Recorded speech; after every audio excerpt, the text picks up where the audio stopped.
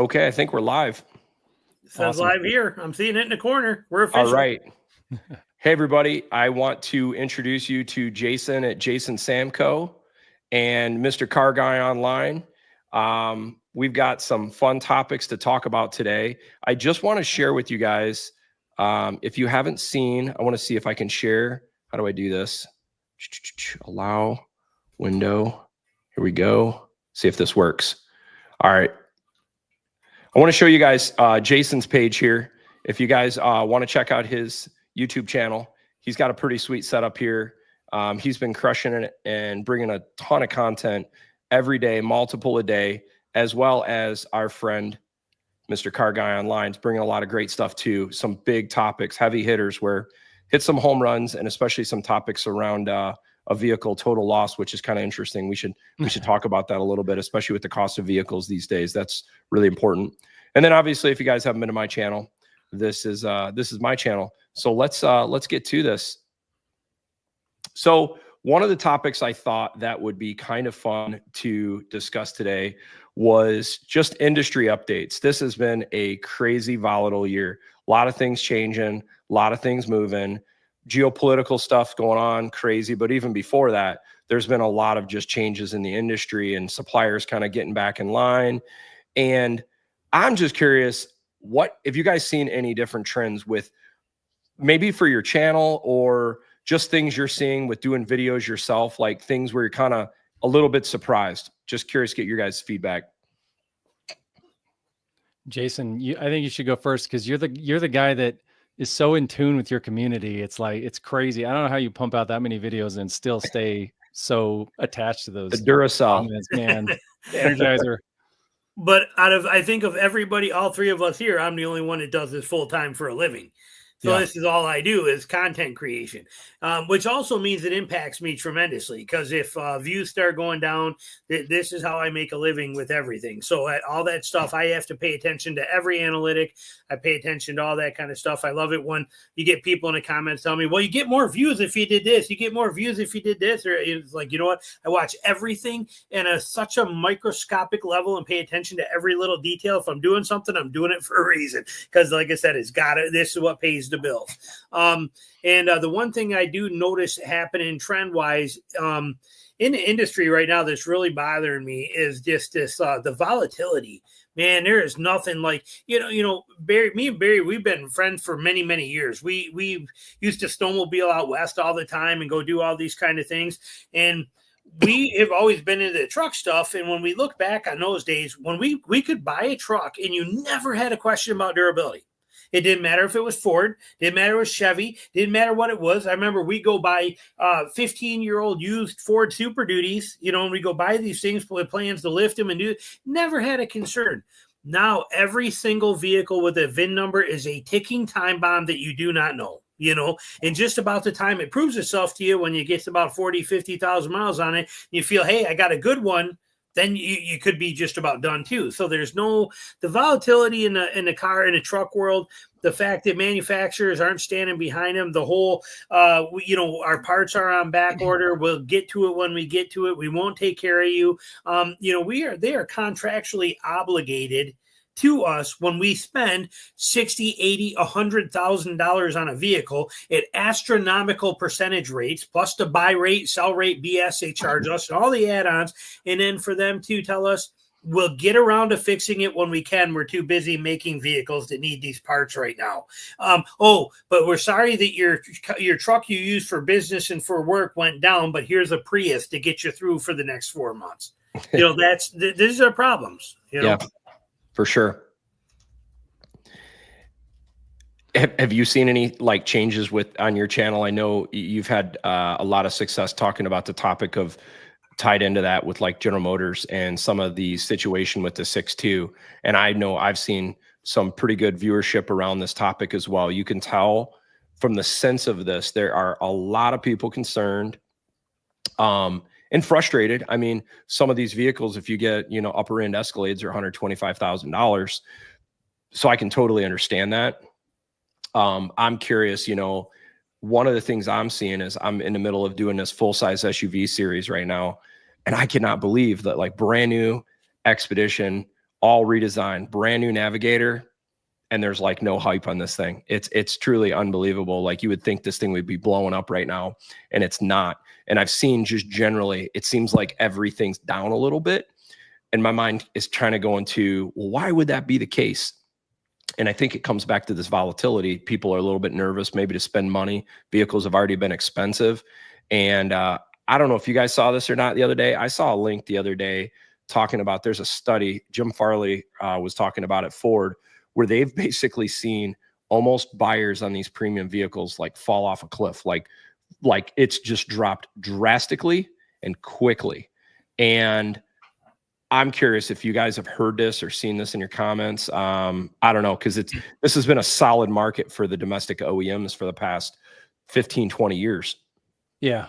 I think that, well, Cox Automotive, I thought, had a report maybe last quarter, and they were talking about that specifically. They were saying that the high-end market is going to pull back this year. And I think there was all this pent up, just all these people with enough money to buy these vehicles, right? It's frustrating for most people that they can't afford them. And there was just this huge backlog of folks that could afford $100,000 truck. You know, they're retired, whatever, and they're just willing to blow the money. They're going to buy that in a camper or a boat, and they're going to go live the next 20 years, you know? And that's all kind of maybe drying up, or maybe there was a pull forward effect after COVID. So COVID, supply chain issues, nobody could buy anything. And then you have that backlog of people that have a bunch of money. Everybody buys everything. And now it's like, it's slowing down. But the manufacturers thought, whoa, we can build these $100,000 trucks and they're going to fly off the lots. Well, we'll just keep building the high end stuff, have huge profit margins. Then they still build the cheaper stuff. It's just, they always strip that something out of it. Like, Yep. You find a General Motors, like a GMC Sierra or a Silverado, right? You go to the Turbo Max, you're like, fine, you're already making a concession because it's a 4-cylinder turbo. But then, you know, for the $40,000 truck, it has like the worst screen, you know, like it just has no options. It's like a work truck basically. Yep. And then to get anything you really want in the truck, it's 50 and up, you know, for a half ton. So yeah, I think it's, I don't know what they're going to do. You know, we've talked about this offline about how much further can they reduce the pricing? Because we were almost to a point where it felt like 2017, 2019 again, where you could get invoice, you know, a couple months ago, you could get invoice, you could get the financing and the good deal. And that's what everybody was like kind of getting excited about, even though it was still 40, 50, 60 grand. Then now it feels like tariffs have just kind of stripped that away a little bit, and employee pricing stripped that away a little bit. So it's frustrating. That's is the perfect word. This has got to be the most frustrating time right now as a car buyer to buy a vehicle. If a lot of big channels, we talked about this, where you see a lot of topics and talking points of, 35% off, 30% off MSRP, these big headlines that we've been told are coming for a while now. Here it is, May 12th, and we've been hearing the same talking point for almost a year. 0% MSRP is doing, or manufacturers doing like 0% off. And in some cases, like the 2026 Ram 1500 just launched, and it actually went up. And that didn't go down, it actually went up. And so the frustrating part is it's already stripped, I think, the cost, like you said, is really expensive. And I tell you, the one thing I'm noticing is, if we went back to COVID time, if you guys remember at the beginning part of COVID, vehicle prices were high on new, but used car prices were like through the roof. So if you were in the spot where you wanted to upgrade, your delta for your vehicle has went up so much, it was less painful. We're seeing the opposite scenario right now. I'm seeing car prices are going up on new, and used car prices are just dropping tremendously. I mean, the gap is massive on the used car market right now. So for someone looking for a few-year-old used vehicle, now seems to be a really good time for that. It's just new car pricing seems to be not here. And, the topic I just got to show this, like, is the 35% MSRP reduction ever going to happen? I know we all laugh about this. And look, unless the stock market crashes, unless you see the folks that are, so the wealthier, let's say they're like 30-year-old and older folks, that if the stock market crashes, everybody looks at their portfolio and they say, "Ooh, I'm going to hold off buying."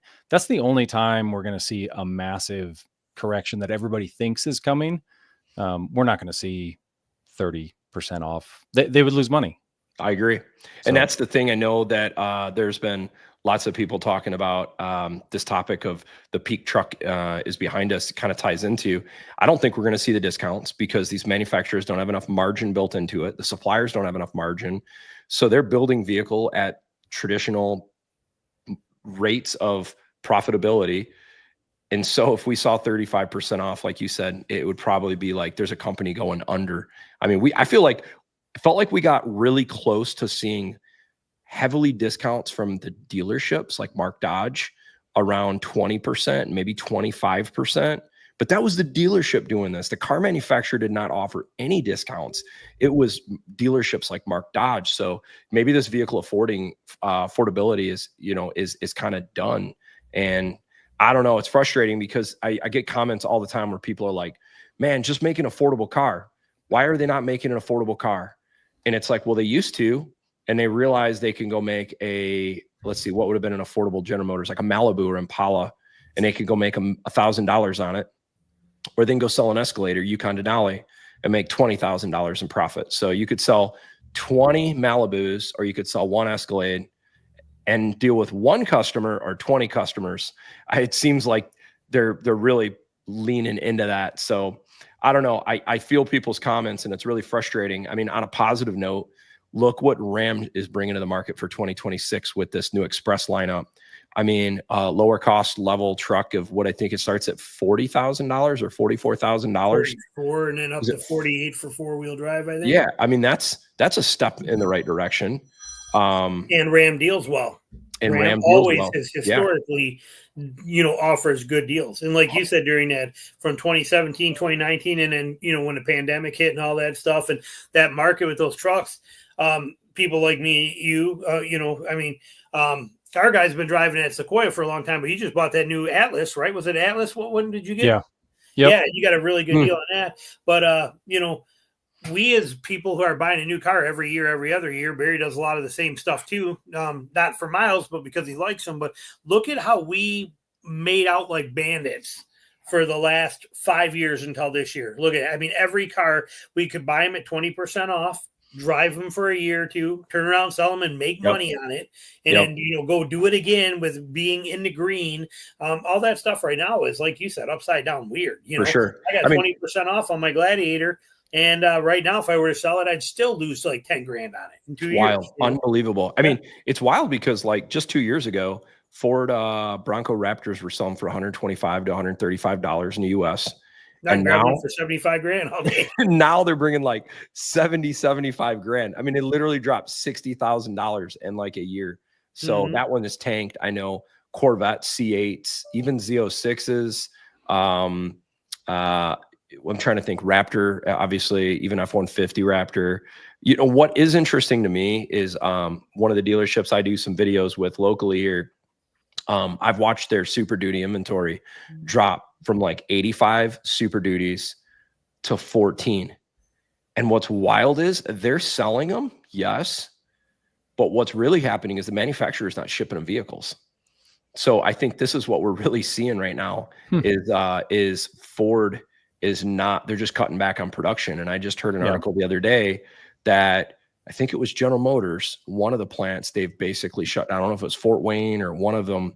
And this is where I've sadly said, I don't think we're going to see big discounts. These manufacturers will just shut off production.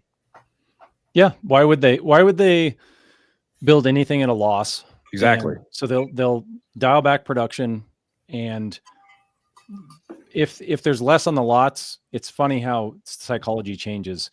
If you don't have as much, for the last 3 months, we've had options. You could go to any Ford lot, any GM lot, and there's just stock everywhere. If that dwindles a little bit, it creates this like FOMO, and people will overpay for stuff just like they did in COVID. They'll pay 10 grand more just because they see stock going down, so they know psychologically they can dial back the production and layoffs. I mean, Nissan just announced 20,000 more layoffs. They're just going to they'll lay people off before they're going to go after their board or their CEO or any of these, there's so many things they can pull from to keep their stock high and keep those margins high. Agreed. And operating costs lower. I think they also learned during the pandemic stuff too, when there were no cars on the lots and everybody was buying through allocation. They learned that they didn't have to do any discounts. They didn't have to offer any incentives. They knew that the less vehicles that were available, the more people were buying them as they were happening. And when you do the math on that, you think about that on a bigger term scale. They could literally shrink the footprint of the dealerships, shrink up the size of the parking lots they take, shrink up the floor plan fees, shrink up. They could really dial this whole entire thing down, and where we pay MSRP for everything and they're happy as can be. And they basically build them on demand for the most part. If things slow down, then, everybody's basically waiting 30 days for their vehicle to come through allocation.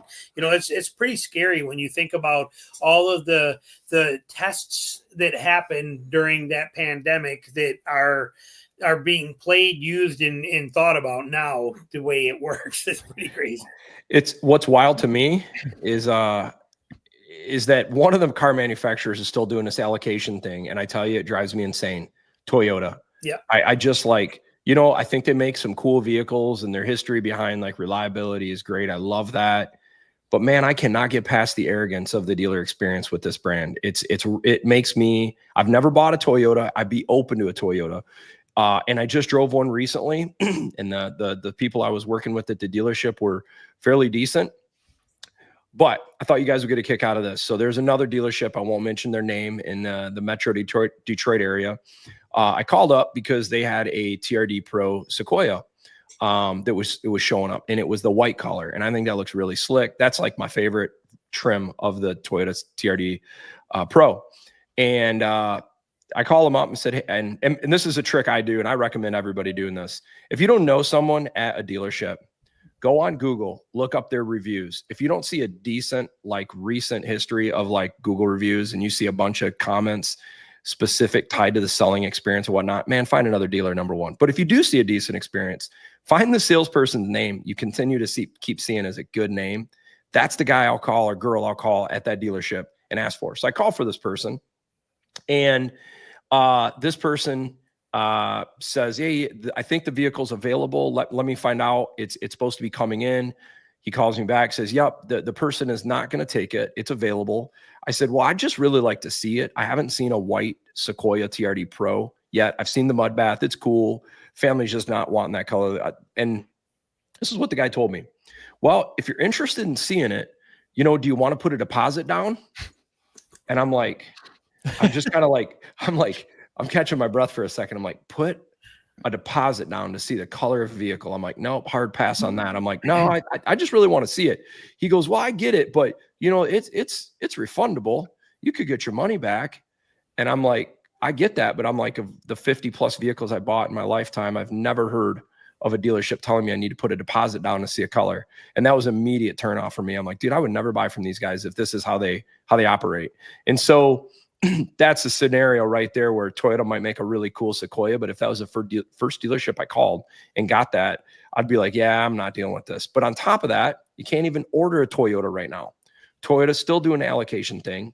And whatever comes to the dealerships, what other options or accessories were built on this vehicle, you got to pay for it. And there's no discounts and there's no rebates. And it's wild to me because when you start looking at that and then you compare it to the other brands in the marketplace, man, I feel like you're paying a lot more to get a lot less, sadly, with what I'm seeing with the Toyota at the moment. And so I like the vehicle. I think the Sequoia looks sick, especially the TRD Pro.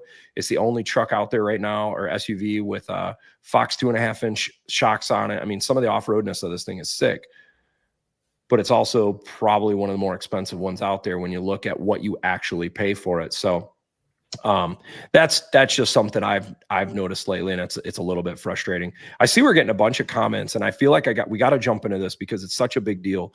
The 6.2 liter thing, man, what a freaking mess. Number one, and what's wild to me about this whole situation with this 6.2 liter is that I've been hearing about lifter issues on these engines for like 5 years, and to hear about this new connecting rod crankshaft failure issue happen, it blows my mind because I've been watching the lifter failure issue, which is completely separate. And I keep wondering if there's any correlation to these two issues. This oiling issue down low in the motor, I wonder if this is affecting the valve train in these engines as well. And I don't know how many people, and I'm sure you guys have seen it too, how many comments have you guys gotten where someone says, I've got a 5.3 or I've got a 6.2 outside of this window of window range of year that my vehicle did the exact same thing. Oh, and it's not included in this. Yeah, I And can't even count the comments, man. There's so many thousands people. probably, isn't it? Yeah, it's crazy. I agree. And so I'm starting to wonder, could this actually be bigger than that 21 to 24 range? Did this stretch back? I mean, my brother had I think it was a 2012 Yukon with a 6.2 liter, and the motor grenaded at like 80,000 miles, bought it brand new.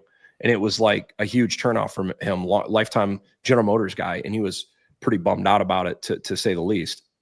The lifter issues for sure. The lifter issue has been going on since 2007. I don't care what anybody says. My brother-in-law had a 2007 5.3 dead at 120,000 miles. You could change your oil more frequently, like every 3,000 to 5,000, and you could be checking your oil every 1,000 miles and probably not grenade your engine.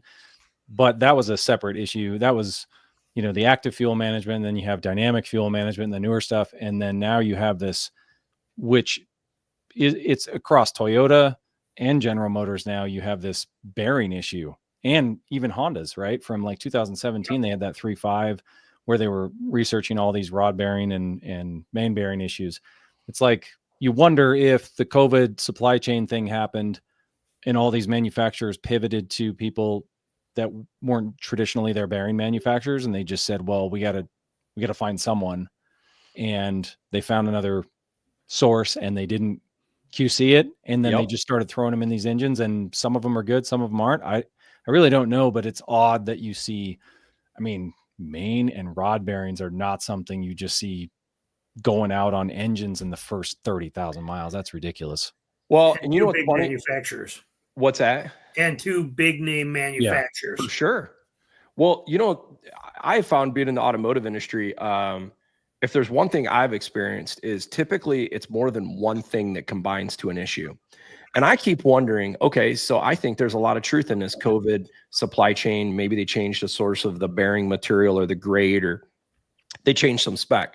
But I also wonder, could they have also changed the oil spec during that time period? Did they make a change to the engine oil because of a COVID-related some chemical issue? And it's a combination of two or three things. Or did they struggle with calibration of the engine? I don't know. Did they speed up the process and they're getting debris in the engine? We're probably never really going to fully know, in full fairness. And I have to believe the attorneys that will be involved in this thing, they're going to make so much money on this thing. These guys are going to be hunting hard for every single car manufacturer now moving forward, that I bet we see more of this. I hate to say this. And the thing that sucks is, for a lot of people, if they're in this situation, all I keep thinking is 722,000 vehicles. And if they need an engine, General Motors can barely get enough capacity to meet their current demands of brand new vehicles. And now you're going to tack in another few 100,000 engine replacement. This could be a mess. I can't even imagine. It's really going to be a mess. I think the reason they didn't do all of the engines that really are involved, it's because they can't. Yep. And I think they left the 25s out because they want to continue selling them. And that's what Toyota did the same thing with the Tundra. They left the hybrids out, and they left the 24s and 25s out of the recall. It's like, you can go in the Facebook groups and forums and see they're dying just the same. So there's no difference. I don't know if this is true or not, but this is what I heard about the hybrid. It's called Force Max, right? That's the motor. Force Max, yeah. iForce Max. Mm-hmm. I was told the reason the hybrid wasn't included in that recall is that if the engine catastrophically fails, say going through an intersection with the traditional propulsion, you could be stuck, potential accident. Whereas if you have the hybrid system, it has an alternative propulsion that if the engine fails, you potentially can get out of the intersection through the electric engine or the electric motor to move it. So what's funny is the people that really got screwed in this whole deal are the hybrid owners, in my opinion, because they're left high and dry with the exact same engine as the non-hybrid version, and they don't have the engine replacement. So I've always thought I'd like to see Toyota really step up and give these people some peace of mind, because it's not fair to them. You know, they're trying to get this efficient engine, and now they're not even getting that. So, and Jeremy, you know this well because you pay so much attention at Tundra. Has there been a lot of the iForce Max Tundras going down? There are, yeah. I mean, there's TRD Pros. There's all sorts of hybrids going down, but they usually get the short block rebuild, which they're not covering them with a full motor on there. No. Wow. Engine. Yep. And then with the Chevy, with the 6.2 thing, you know, it's funny. I'm at night. I go to a lot of these dealerships at night. I'm walking around there doing videos and stuff there. And one of those Chevy dealerships I'm at a lot. I was up there at night doing it. The owner of the dealership came out. They talked to me. They're really good guys. Well, we had a conversation for about 45 minutes there, and he was telling me, and this was before the recall hit for GM or any of this stuff. You got to remember that GM is saying they're only talking about 3% of the 600,000. That's only 18,000 motors that they think they're going to have to replace. This guy is telling me that, you know, if you look at the field notes, there's 28,000 that were motor failures that happened already before they were even recalled. So we don't know if that number is legit or not. And that's what he was saying too. He's like, you know, this has always been my favorite engine. It's been my favorite truck. I've been a GM guy my whole life. And this has been great. But he's like, right now, our biggest problem is we get 4 or 5 of these trucks that we sold over the few years here, and they go down like this. We can't get a motor to put in them. This was before the recall. This was 6 months ago. Yeah. And there were enough 6.2s going down that GM can't make the motors for them. And these poor dealerships got to tell these guys, look, we got your truck. We could have this done in 2 days for you, but we can't get the motor yet. So that's what was a problem even before the recall with these 6.2s. And before that, and they still can't get valve bodies for the transmission. You've got, how do you produce, you've got a fix for the valve body from a small company. You refuse help from the small company. You refuse to license it. You refuse to do anything to fix your valve body. They just, to me, it looks like they just want to get through warranty. And, you know, it's frustrating for owners. I would buy a GM for sure. I'd buy a Duramax, 3-liter Duramax with the 10-speed. If I knew it was going to just keep it through warranty, that'd probably be the truck I'd get. But even that, it's like, you're still thinking about the transmission. But then if you're looking at the 6.2 and the transmission problems, it's like just a hard pass. You know? Yeah. But now on the 6.2, and it's a shame because it is such a great motor. Yeah. Awesome. And you guys mentioned earlier about the comments, how many people comment that. One thing that I see repeatedly in my comments on those 6.2 videos or on any of this, the 5.3 or 6.2, is people say that when they do they buy these programmers and these plugins that'll actually disable that. They buy those disable kits for the fuel management. These guys are running them long term and they're having zero issues. They're running them a long time. Yeah. I mean, you still have the same lifters, right? You've still got they're not solid lifters. So you could still have a problem, but I've seen the same thing. A lot of people in the comments say their kind of short-term fix for reliability is that they get the little thing that kills DFM and then change their oil every 3,000 to 5,000. They set a reminder on your phone every 30 days to just peek at just check your oil, because if you're going to know if you have a lifter down. 100%. It's, and it's one of the things that I'm doing with the RHO right now is when I did my first oil change, I did an oil analysis, and I'm going to do the exact same thing here in another 1,000 miles. We'll be at 8,000 miles. And I know they say you can go 10,000 miles. I'm not even do 5,000 miles because especially with all this stuff with GM right now, I'm like, man, I'm going to be changing my oil at every 4,000 miles. And I'm really curious, especially you call it being a guinea pig or not, but I'm being a little bit of a guinea pig for a lot of people, kind of to ease some minds on the hurricane. But it is a frustrating time because I love the 6.2. Every time I get behind one of these things to do a road trip, or a road trip towing, I'm just like, dude, this motor makes such great low end torque. It's simple. For the most part, it's simple. Easy to work on, especially with the 10-speed trans. I mean, they got rid of the 8-speed. That was obviously pretty problematic, but it's a pretty solid setup. And what's interesting to me is on another topic on the 25s, they say, I read an article, the reason the 25s are not included, they say after June 1st of 2024, they made some improvements to the crankshaft and connecting rod, supposedly. Yeah. And then, but what's interesting is if you know they made an improvement, you're basically admitting that there was a problem before that.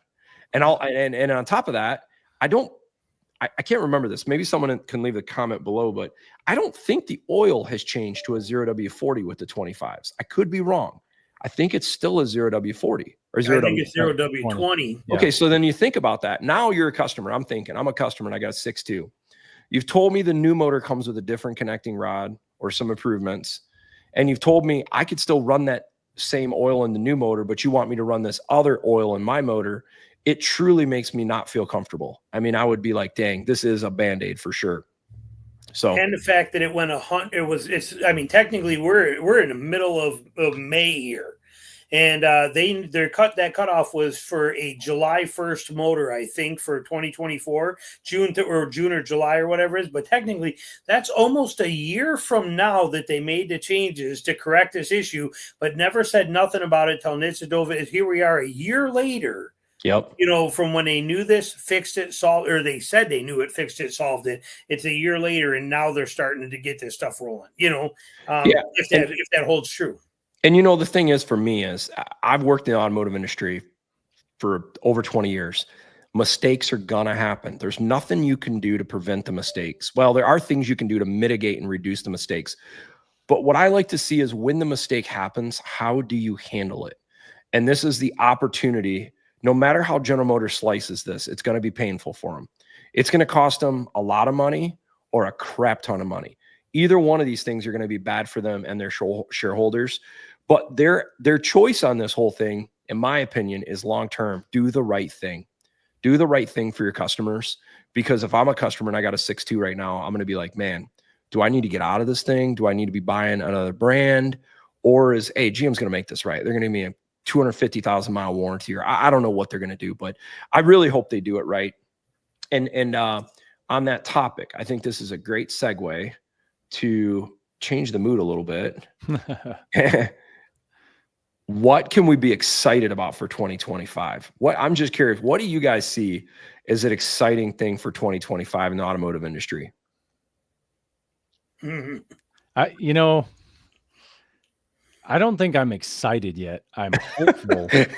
I'm hopeful that a lot of these, I have all this hope and optimism that maybe all these issues came from supply chain. Maybe they're getting through them. Maybe Toyota, maybe GM, maybe all these things will be a 5-year bad blip on the radar, and then things will get better. And that's all I'm hopeful for, but I'm not excited yet because I haven't seen it yet. So I think we need to see at least short-term reliability come back, and then we'll see what long-term reliability looks like. I mean, the fact that we're only talking about short-term reliability issues is crazy, because that used to be like, oh, through warranty, nobody expected to have failures, really. Right. But so I'm hopeful that all these warts and things will just get worked out, and that's the supply chains. You can't use that excuse anymore. I mean, tariffs, they're probably going to try to use supply chain excuses again with tariffs, but it's not the same thing. It's not like COVID. So, yeah. I'm trying to think, what am I excited about? I would say I was pretty excited to see the refresh of the Expedition and Navigator. It's been a long time coming. I like this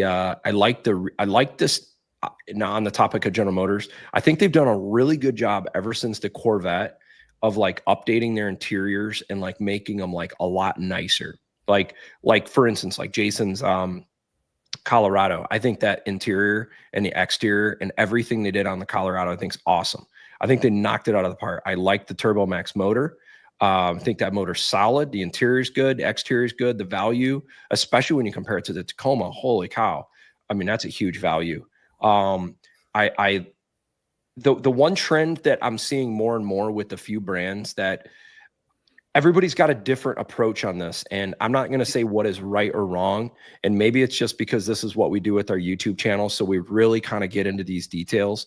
But man, I am super annoyed by some of these manufacturers cost cutting on some of the stuff. As an example, some of these manufacturers went from, hey, used to be able to get leather in a certain trim, and now it's fake leather. Okay, I don't like that. I wish that like Lariat. yeah, or Leatherette. yeah, or you used to get projector LED headlights for the last 8 years, and now it's reflector LEDs. Or you used to get LED taillights, but now you get halogen taillights. That kind of like it really puts it in your face if when you're buying something, you're like, dang, my 8-year-old vehicle has this, now this new one does not. I don't know. But at the same time, one thing that I'm noticing is Ford and others are reducing the amount of complexity on trim levels and offerings. And I'm hoping by reducing some of this complexity, the quality goes up. You know, like Ford went on the Super Duty, they got rid of the Limited, and now they just have it Platinum, Platinum Plus. The Expedition used to have, oh my gosh, they used to have like XLT, Lariat, King Ranch, Limited. They used to have like 6 different versions. Now they really have like 3.5 basically. So I don't know. I've heard the reason they've done that is reduce complexity, improve quality. I hope that's the case. I'm also kind of excited about this new the Scout Harvester and the new Ram Charger hybrid, the plug-in hybrid electric truck. I think that has the ability, if Ram does this right, I think this is going to be a game changer in the industry. The locomotive truck. Yeah. Yeah. The Edison, or I call it the Chevy Volt truck, because the Volt was really the first one out that did this game. And I think this could just be awesome. The ability that you could run this thing off just straight electricity at your house. You could charge it with solar. You could do level 1, level 2, level 3 charging. You could just run it off gas. I mean, the ability to have so much freedom is super cool. That Scout's coming the same way. When Scout does it, Yep. I believe That's the Harvester. Yeah, and it's coming. That motor's being Yep. made in Mexico. I can't remember. I just read some articles on it. I didn't get all the details, but actually on Scout's Instagram too, just today or yesterday, they put out a bunch of pictures of what this Harvester, the SUV one, is more like getting closer to production ready. You can see pictures. It's kind of actually a little bums me out a little bit compared to what we saw as the prototypes were that we were looking at last year versus what it is now. But you can see it. It's on their Instagram page. Yep. I see a comment too about the Rivian R2 platform. I know some of the people in this channel are maybe not into the EVs as much, but I think they're pretty awesome. And Rivian is one of those ones, especially their interior and some of the little neat features they have. They're awesome. I don't know if you guys have ever been in one, but I was just in one, an R1T over the weekend, and it just blows my mind how cool the interior is. They think of things that a lot of others don't.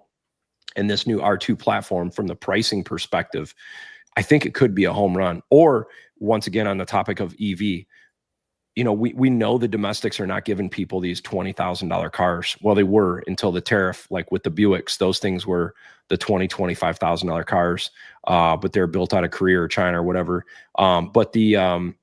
But this new $25,000 Tesla could be pretty interesting. I think that'll be a home run because, you know, there's a lot of people like Jason and I have talked in the past, like, man, when the Maverick came out, that was like a home run. Like $20,000, 41 mile per gallon city truck. Wow, that is awesome. It's like, it's hard to deny the value of that vehicle. And now that same truck is what, 35 grand? I mean, it's 30 grand base. Yeah, it's went up 50%. Oh, so we're calling the Maverick a truck now. Is that what we're doing? Okay, it's a Trar. The Trar. Or is it a Cruck?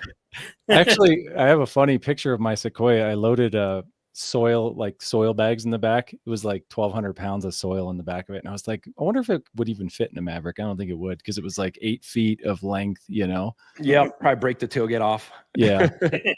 You know, surprisingly, the Maverick in a lot of cases has more payload than an F-150. Mm-hmm. I've seen most of them have like 1,500 plus pounds of payload, which is pretty wild. Yeah, well, to get 1,500 pounds in that, I wonder how you'd have to have concrete, probably, right? Like something super dense. Something dense, right? Yeah, probably take up very little space. Yeah, rocks. Maybe you go to Landscaper and fill up the bed full of rocks. Yeah, something crazy. Yeah, or stack it 10 foot high and put a bunch of ratchet straps on it. And to blow the tires out. Yeah. Mm-hmm. Yep. I had another comment. Eric's blowing us up with some great comments here. So he believes that the Ram Charger is going to be the worst of both worlds. Expect terrible fuel efficiency, terrible electric range efficiency, mileage per kilowatt hour. It'll cost you an arm and long leg to fuel and charge it. And so that's not wrong, actually. And this is where if Ram doesn't nail this correctly, it will be terrible. And this is their when I did the math on this, they're claiming was 690 miles of range, right? Isn't it something like that? Yeah. 690 miles of range. And they said you can get 140, was it 140 or 145 miles of electric range? And it's got a 20, is it a 22 or 26 gallon tank? I did the math on this and I basically figured out they're getting 20 miles per gallon when that engine is running. Yeah, about 20. So I think it averages out to like 20 to 22 or something. So if you could get 20 miles per gallon and charge the electric motor at the same time, and you're getting ahead of your use, if that's the case, that's phenomenal, right? I mean, and if you think about it, and you get the power, and you get everything that you're getting from the electric. But the engine only is going to run though when charging. It won't run just any other. That's my understanding. Correct. The engine is it's a 3.6 V6, and it is basically a generator. Yep. Yeah. Yeah, it's not smashed with a hybrid motor in the middle. It's just generating. Yep. Just a straight generator. Yeah. Yeah. That's could be interesting. I don't know. I'm excited to see that because I think the whole electric truck thing, there's some value for people that like maybe live in the city and they don't drive much distance, or they just need a truck bed, but they don't tow. I can see that for someone like me or Jason, how we use trucks, it ain't going to work for us. There's not an EV out there. I take it back. The Silverado EV actually would probably be the closest to working, but it's because the thing's got like a 230 kilowatt hour battery. I think it's 2.5 times bigger or something than the F-150 Lightning battery. So, I mean, if you had to charge that thing at a level 3 charger, you'd probably spend as much or more money than any pickup truck out there in gasoline. But yeah, and the experience, it never makes sense to me to have a truck that where you need all that power, and presumably you're towing something to need all that power. And where most charging stations, I don't know if people have looked, but you don't have pull through charging with your trailer. So what are you going to drop your trailer? What a pain in the butt. You got to undo your weight distribution hitch. That would suck. Never thought about that. Never thought about that. Could you imagine that? You got 30 minutes unhitching or 20 minutes unhitching just to move your truck around. Oh man, that would. Well, then you got to find where you're going to park your trailer. Like, right. Yeah. Chuck it up at a Walmart parking lot and then have somebody stay there and watch it while you go over. Yeah. Unbelievable. Yeah. Do you still have your Tesla that you have? No, we got rid of it. My mom's house caught on fire on Christmas Eve. From the Tesla? No, it wasn't from the Tesla. Okay. It just, you know how like those things like plant seeds in your head of like, oh, okay, I'm going to eliminate more possibilities of things catching my house on fire. It was just kind of one of those things like, we had a fun, actually great car. Like if I was going to buy an EV, it would be a Tesla. I just don't trust any of these other manufacturers. They kind of just copied Tesla, where Tesla ground up, researched everything. Their software is better. Their charging network's better. Even at home charging, you can put in a 60 amp breaker and a wall charger, and it's like, it's great. Yeah. But looking at all the other issues where everybody was just playing catch up, and you can see like Hyundai and all these, I'm sure they're fine under warranty, but man, Tesla has such a good track record with batteries and reliability and everything. And they look good and they're fun to drive, but for a commuter, I would definitely get a Tesla. I would too. I'd get a Tesla again. I actually, if people were, here's a topic, what can I be excited about in 2025? I'll tell you right now, used prices on Teslas, there are bargains on Teslas right now. I mean, if someone's looking to get into an affordable car right now, that's by far the best value. No question. I travel a lot, and I'm flying and taking Ubers a lot. And every time I get into a Tesla, I always ask the driver, hey, how do you like this thing? And it'll be like, 100,000 miles, 150,000 miles, 270,000 miles. I'm yet, in 10 years of being in Ubers with Teslas, I'm yet to hear one person say, I've had to put a new motor or a new battery in one. Motors, yes, I've heard them say motors, but not a battery. So it seems like they're pretty solid. Yep. Yeah, the Model 3 specifically, those motors were designed to go like 1 million miles before service. And incredible. I had a dual motor non-performance, but they were still like something stupid, like 0 to 60 in 4 seconds. And the performance is 0 to 60 in 3 seconds. The new one's under 3. I mean, you're like dead silent, and this thing's beating a Corvette. Sweet. It's just crazy. Yep. Yeah. There's a lot to be said about like the ease of like no maintenance and stuff. Like we switched over some of the dirt bikes in our crew to electric, and man, not having to clean air filters, not having to do oil changes. Like I'm now starting to think, how do I use this hunting? Sneaking back to a spot where I got this quiet dirt bike with, 45, 50 miles of range. I could get into a place. There's a lot of cool value. And on the dirt bike front, what I'm excited about, one of the biggest issues that has been a problem for 20 plus years is when they went to the 4-stroke engines on these dirt bikes. They're so loud. A lot of tracks have had a lot of problems with noise complaints. And all I keep thinking is, imagine if you start seeing tracks opening up and more closer to city limits. If they're electric, you might grow the sport potentially with getting it. Your neighbors are not as upset with sound and whatnot. So interesting. E-bikes, I use those e-bikes. I use those hunting all the time. Matter of fact, I got one on my truck right now for tomorrow morning. It's awesome. Yeah, they're sweet. I like them. Yeah, it's great I've seen hunters using them out on property up in Northwest Colorado where we have some relatives, and same thing. They can you don't hear anything, they can get to where they're going. They don't hunt on them, but it's so much better for them to get to where they're going to do their stock, and yeah, for sure. Yeah. If you could put 5 less miles on your legs in and out each day, you could make your hunt that much longer. It's totally worth it. Yeah. That's the key. It's here they close the gate, and yet you got 11 miles of property back there, but they close the gate. You can drive, if you can ride back there 6 miles and get there in 40 minutes, and then hunt all day, and then 6 miles back out. You couldn't walk that in daylight, For sure. So, what could we expect for 2025? I'll give you my kind of opinion. Just the timing of this is great because this morning we saw the announcement of some of the framework put in place with with Trump in Xi, China and the US around the tariffs. I think this is the best thing for the automotive industry because instead of having potential supply chain issues of content on these vehicles that it's outside of USMCA, which Mary Barra and Ford have talked about, that most of their vehicles are like 80 to 85% USMCA manufactured, but there's still that 15 to 20% of their supply chain that was impacted by this China stuff. When you go from 170% tariffs and now these are down to say 30%, this is going to open up the floodgates. And I think if we're going to have chances of fair pricing now for the rest of 25, I think this will help us now with getting more fair pricing because supply chains should open up. What will be interesting is with seeing this, what we had the last month or two with the tariffs in place.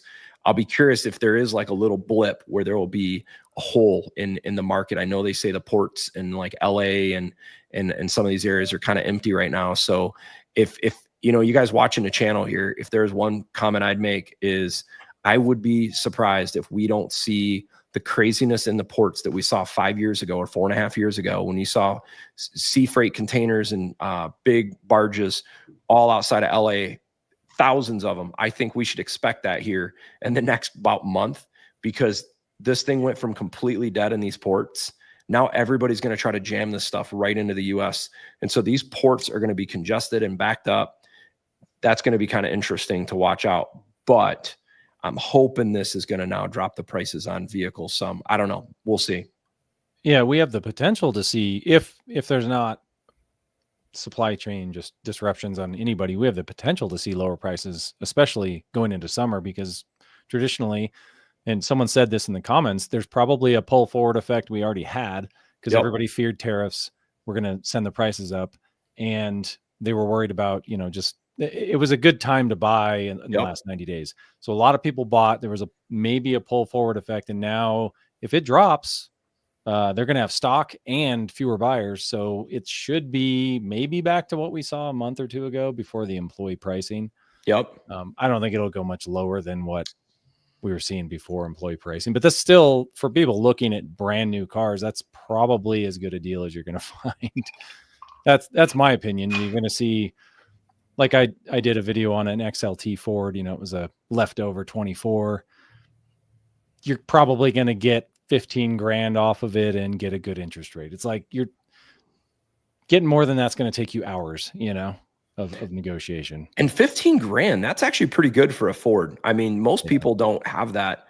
Was that a 24 or 25? It was a 24, and leftover. yeah, it's like you got to always try to thread the needle. If it's a leftover with, 0 miles, there's all these different configurations too. Like sometimes they have an XLT with a 3.5 and the 302, it's like got FX4, and it kind of has a lot of upgraded packages in it. And other times you see an XLT with a 2.7 and stripped down. So yep, you can't always go by the base label on the side of the truck, but and I feel like I can say for myself, and Jason knows this about me, I'm a deal shopper. I love trying to find the deal, but I don't have the bandwidth in life anymore to be constantly looking around. I just don't to go save an extra $1,000 or $2,000 on a vehicle. I sadly don't. But if you are that deal shopper, start hunting and start kind of getting a feel for the market inventory and try to, hit that bottom. But for the rest of us that you just kind of got to buy when you got to buy, I don't know. I thought this Ford employee pricing thing was going to be a good deal at first. I was like, this is awesome. But in a lot of cases, it didn't actually make sense. It actually wasn't better than some of the existing incentives. Where I saw it made sense was for people looking for, I think it was 24 Super Duties. 24 Super Duties got the employee discount, but I think it was 25s did not. So if you're someone wanting Super Duty, typically they don't offer incentives on those things. So that was like a freebie, like $6,000, $8,000, $9,000. But on the F-150, the Mach-E's, Lightnings, Broncos, it did. I don't think it helped those in full fairness. What it did is it put people in the doors, and once you walk in the doors of a dealership, the emotionally dealership owns you. Yeah, once that door shuts behind you and you're inside that building, they own you, and it takes a lot of willpower that most people don't have to walk out. And so once you're in, you're stuck and they got you. So, and then on top of that, when the floodgates are open, when you have any dealership from any brand, but when you go from having let's say you get 12 people a day that walk in looking for a car, and now all of a sudden you have 30 people a day coming in to look at cars, your willingness to negotiate on higher deals or bigger deals is less because you have this flood of people. It's just sheer numbers that you sooner or later you're going to get these guys to buy, and so that's I don't think that pricing thing was good. Matter of fact, I made a video last year and I said avoid all 2025s. Just avoid buying a car in 2025. It was a really good video. A lot of people, why it doesn't make sense. He doesn't know what he's talking about. Here it is. We're in it. It's volatile as can be. We got more technical cost reduction from every brand than we've ever had in history hit all at one time. We have quality control that's the worst it's ever been. We got ridiculous interest rates still looming over us that we can't get out of. We have announcements from Ram about a brand new Hemi's coming back in 2026. All these changes, Tariffs is out. All this stuff is done. Ford's already, they're setting new records. They're at 44 recalls in 3 months. 44 recalls in 3 months. And all this 2025, in my opinion, is a year that breaks the auto industry. This is it. When 2026 rolls around, these guys better have their crap together, their stuff in order, and better get back on track, or it's just people who have had enough. They're just going to be done with it. Yep. I 100% agree with that. I think, for some people watching this channel, this will bum them out, but man, I think 2025 is the year to kind of sit it out. I really do believe that. This is the one to just kind of, unless, like you said, you see some big deals come. Someone put a comment in. I want to highlight this thing. I want to go back up. Where is this at? This is a good one here. Hey, while he finds that, what do you guys think of, you guys were talking about the 2500s. I'm old enough to think that it's in my head, just embedded somewhere, that 2500s will always be worth more than a half ton because they can tow more. And I think I'm wrong with today's trucks, because when you look at the pricing of 1500s, they're really like within 5 to 10 grand of a 2500 anymore, like on the GM side.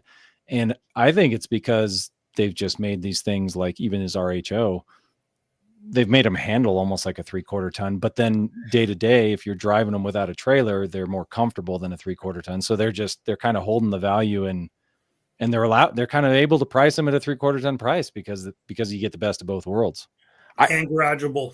Yeah. Yeah. That's a big one. Yeah. A lot of, yeah. Cause when you jump from let's say a GM or Ford 1500 or F-150 to the 250, you're going to pick up like, man, at least a foot of length in that truck of your garage for sure. And but right. Jason and I have talked about this so many times. Like if you're in the market and you're on the verge of like, hey, I'm going to do some towing and I'm at 150 or 250 and you don't want a diesel, that's the key. When you look and you go compare XLT versus XLT or Lariat versus Lariat or Laramie versus Laramie, and you go gas to gas, man, you can almost jump in a Super Duty for the same money as an F-150. And now if you go and do a little bit of a case study, not including the fuel use, because an F-250 gas is going to burn a lot more fuel than an F-150 gas. I bet you get significantly better resale down the road for a few reasons. Number one, you can't lease a Super Duty. That's my understanding. Maybe they've changed that. And because of that, commercial only. Yeah, there's less of them out there, which helps resale. That's where leasing typically doesn't help the resale.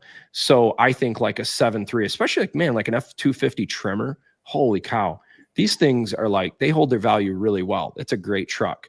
The GM HD, like if I was going to go buy a 2500 right now, I'd for sure, if I'm in the market to buy 1500 or 2500, I'm definitely buying a 2500 right now, because what 1500 engine do I trust that I want to tow with?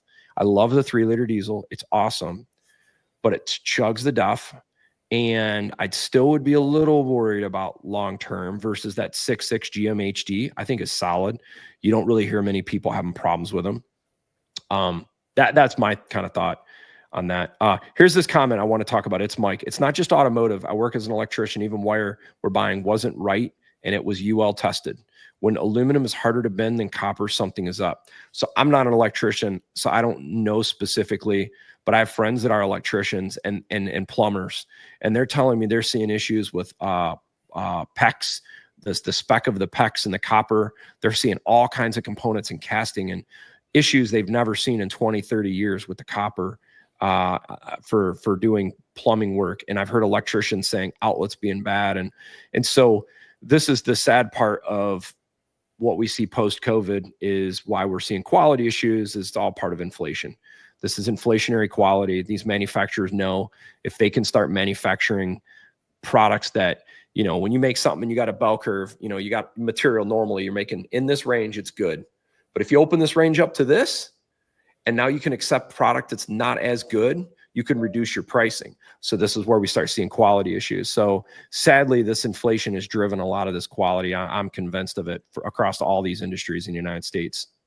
Yeah, I think it's, well, and where they source it from, mainly China, because this has been going on for a long time. It just took a long time to catch up to the auto industry. Yep. I remember there was a story my dad told me once. He knew this guy that it was the most simple thing. It was just a pocket or like a, you know, hunting knives that he was making, and he had them sourced somewhere, and the steel was good, and he tried to get it sourced from some, you know, manufacturer in China to save money. And they basically did, it's the same thing. It's like, it meets these specifications, and they sent it back to him to test it. And he said it checked all the boxes on paper, but when they tested it out, it didn't withstand any of the durability testing that they would normally do. So they knew it was just kind of it's a lie, you know, like they just say, here, we'll check all these boxes and here's your product. And it's good enough for 80% of people. And it just brings the quality down of everything. If they're building bearings in trucks or whatever it is, it's like, I mean, you shouldn't see the problems we've been having in vehicles. I know. And what's sad is like you're talking about with the wiring or the plumbing or the bearings, when one of these bearings go, and let's say General Motors saved $1 or $2 or whatever it is on that component, the failure mode, when that product fails, it's a $10,000 plus repair, plus a very upset customer, long-term reliability concerns. It seems like the risk is not worth the reward of some of these decisions. And, you know, in the sense of General Motors and Toyota, I mean, look at the reputation that Toyota has hurt. They've really hurt themselves in the last few years. I mean, even the guys at the Toyota dealerships you talk to, they're like, yeah, I probably would buy the last generation Tacoma or Tundra or Sequoia or whatever. I mean, and in full fairness, I'm not a Toyota guy, But I think the new lineup of Toyotas looks awesome. I think the Tundra looks good. I think the Tacoma looks good. The 4Runner, Sequoia. I think their interiors, the ergos, I like it a lot. But you buy a Toyota for reliability, and I don't know if you got it right now, sadly. No, I think I still think they're a little bit better than the other man. I think they're better. Like if you just look at the overall vehicle, they're not going to have transmission valve body issues. Like usually their transmissions from Aisin are just bulletproof. And they've had more transmission problems on their newer vehicles, the TNGA platform, whether it's in the cars or the trucks. Since 2018, they had more issues when they went to the 8-speed and the 10-speed, but still way fewer issues than what you see in General Motors and Ford. And yeah, it's just the resale value. What's crazy is people are buying them more than ever. The Tundra has back-to-back years now. I think it's sold better. It's sold better than any other year other than 2008. So it's like what I think people want, or is what it comes from inside. Like I want a reliable truck at this price, and I want long-term reliability, but I don't think that's what I think. They know what the market wants. They're selling more than I ever thought they would. And the reliability, all our videos and everything we've talked about didn't hurt them at all. It seemed to they just keep on chugging, and we'll see what happens down the road. If second and third hand buyers, that's where it's really going to kind of mushroom and blow up with the reliability. Yep. But as you just did a video too, you just got done saying in there on a Tacoma hybrid, replacing the transmission, the torque converter, and the hybrid module was $29,000. Yeah. On a Tacoma. Let that sink in, Barry. Oh, wow. Yeah. I mean, that's like totaling the vehicle at that point. That's correct. Insane. But the car guy had it, and he showed this guy's ad in a forum or on a Toyota forum, and showed his receipt from the thing. And what you did. It was all under warranty, but yeah, but $29,000. Think about the second and third owner of that. Now, with that said, I will honestly say, with my lifestyle and what I do, if I was buying an SUV for myself, it would be a Wrangler. There's nothing else out there that's going to do where I want to be that I would buy. But that said, if I was buying any other SUV that I wanted to do a mix of off-road or just in general, honestly, I'm not going to lie. The next SUV on my list would be a 4Runner today, and I'd slap 35s on it, and I would love it. A new 4Runner is really nice. Do I think it's built as good as the old one? No. Do I think it's going to last near as long as the old one? No, not even at all. Would I be pissed at some of the rattles and the stupid stuff I got to deal with? Yes. But it's basically now it's an American truck, but I love it. I'd buy that 4Runner in a heartbeat, Yep. I know we were talking offline earlier about like why Toyota has been in the past known as reliability. It's because generally they made vehicles with, we'll call it 10 to 15% less power than their competitors.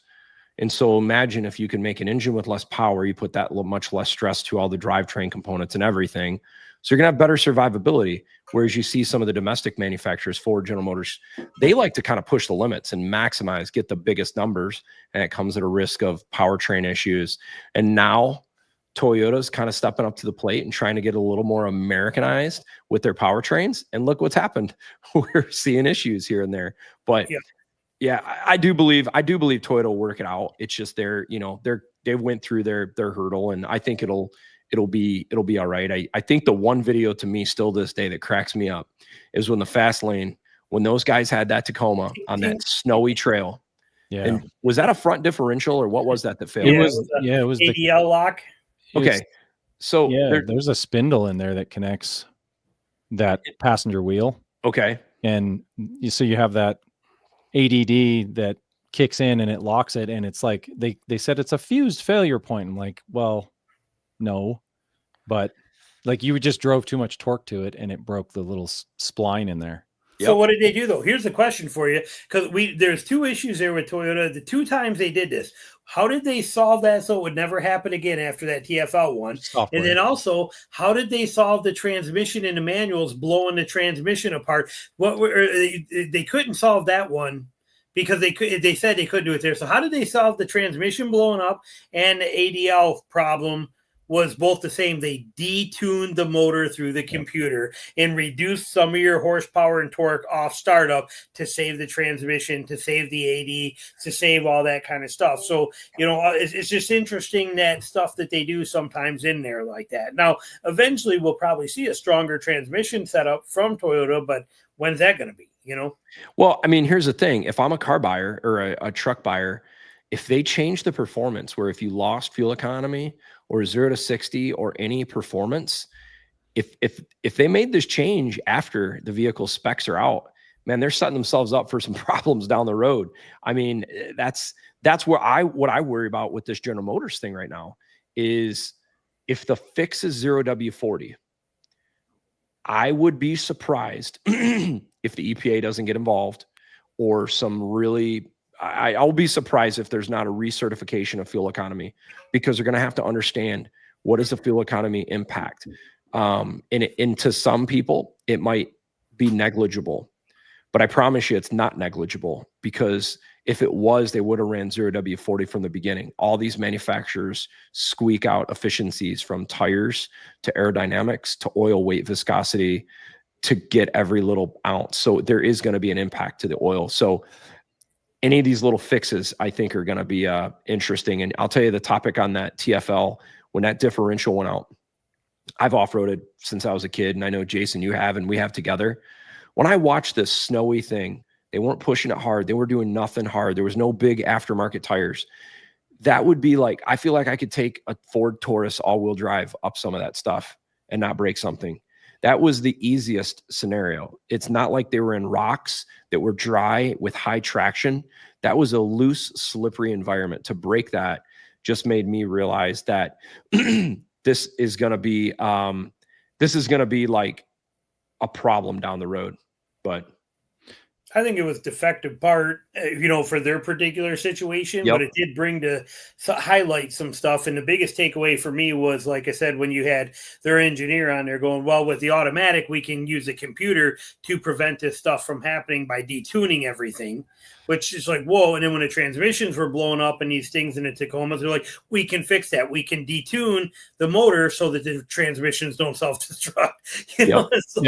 That direction was not the answer we were looking for when you've been telling us about the power and the torque and how this thing's almighty. But in Toyota's defense, there's been a lot of people off-roading that new Tacoma, and I'm not hearing too many problems. That's good. And this is where I feel like Toyota's going to make it right. They're going to figure it out, and I, and just to kind of sum up, I think the two things that everybody would like, everybody watching this thing right now and in the future, people want to see more affordable options and more reliable. And I think probably more now than ever, if you really want that, go get your base model vehicle when the time comes.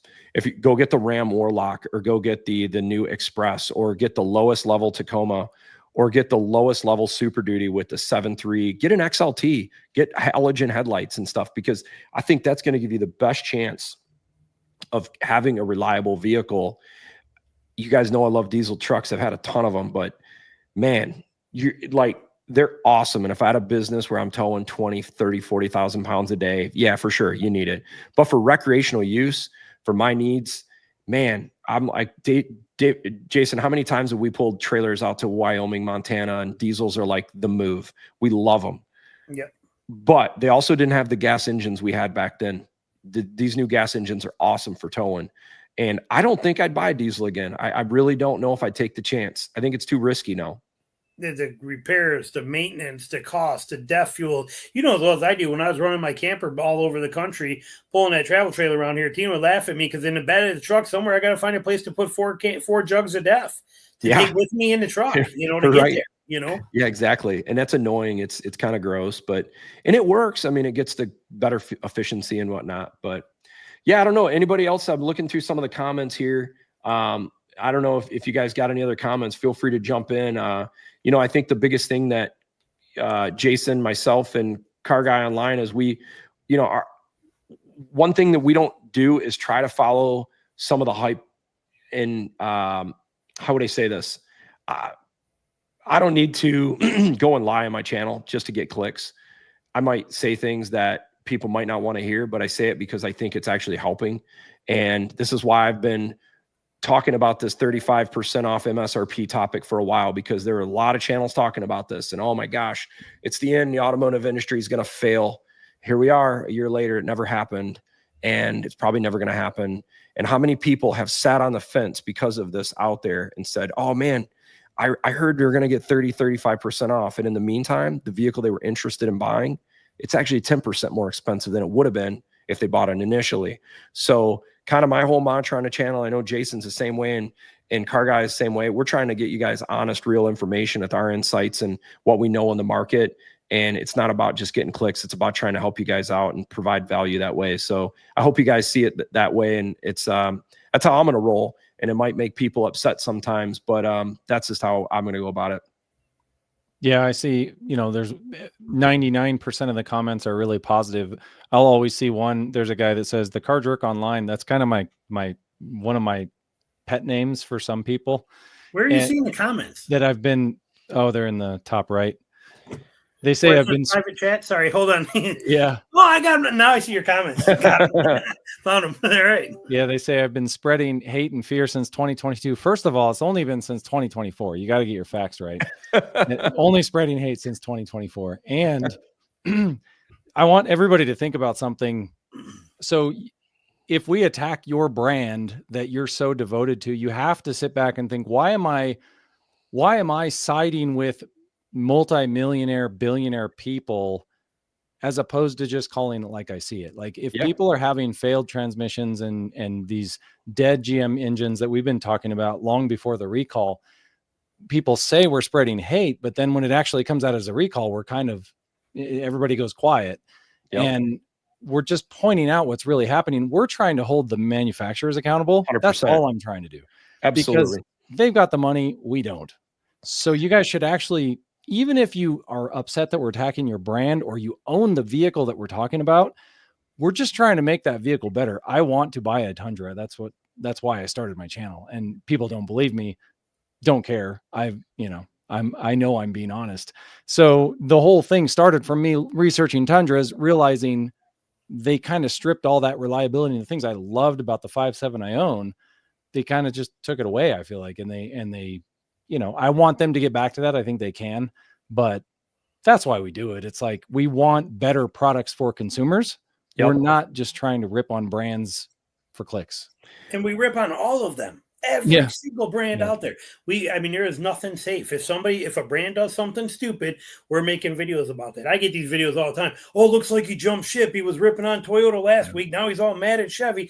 I'm mad at every single dealership or every manufacturer out there that plays stupid games. You win stupid prizes. The prize is us talking about you and complaining about it. Every single brand, every single way. And I pay for my own vehicles with my own hard-earned money. Mm-hmm. And if I have a problem, hey, I'm going to try to share what it is. And I think Jason would probably say, I used to be one of the biggest Ford fanboys there was, and I still love the vehicles. It's just in this current environment and time frame we're in right now, I'm just not as in love with them as I used to be. And truly, I couldn't agree more with Car Guy Online or Car Jerk Online. We are the biggest advocate for you guys watching these channels to these manufacturers, because we can be a voice of talking to these manufacturers as far as they see our content. And this is where, like I did the video the other day, pushing Ford, come back out with the Ford Excursion. I think this would be a home run. There's no competitor in the marketplace right now. And if you're already spending $95,000 on a full-size SUV, how sweet would it be to spend $5-10 grand more and actually have full-size SUV capability? It's a home run. And so this is the opportunity. And here's something else I'd love to tell you guys to think about differently with dealerships. A lot of people don't like dealerships. I get it.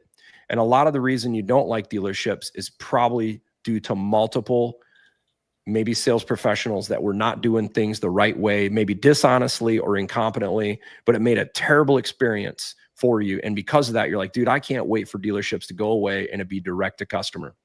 I'm going to tell you why that's terrible. When you get rid of the dealership franchise network, you lose that middleman, and now you're dealing direct with the manufacturer. Imagine if you're having that same problem with your vehicle, And now you're dealing with a massive corporation with 250,000 employees versus your local dealership down the street who's sponsoring your kids' soccer teams, baseball teams, whatever. They're going to be a big voice for you. And so I challenge people, when you're having a problem, find a different dealership to work with, but lean on the dealership because they're actually your bigger voice to helping you. It's just a lot of people, I think, are afraid to do that. Utilize that dealership. That's what the good dealerships are there. And I've seen some real good ones in the last year or so really come out. And I've seen a lot of terrible ones across the board. Just recently, one of the ones with the Toyota thing just blew my mind. And it's like, if I'm just a general person off the street and that's my experience with a Toyota, I'm like, screw these guys. I'm not buying a Toyota.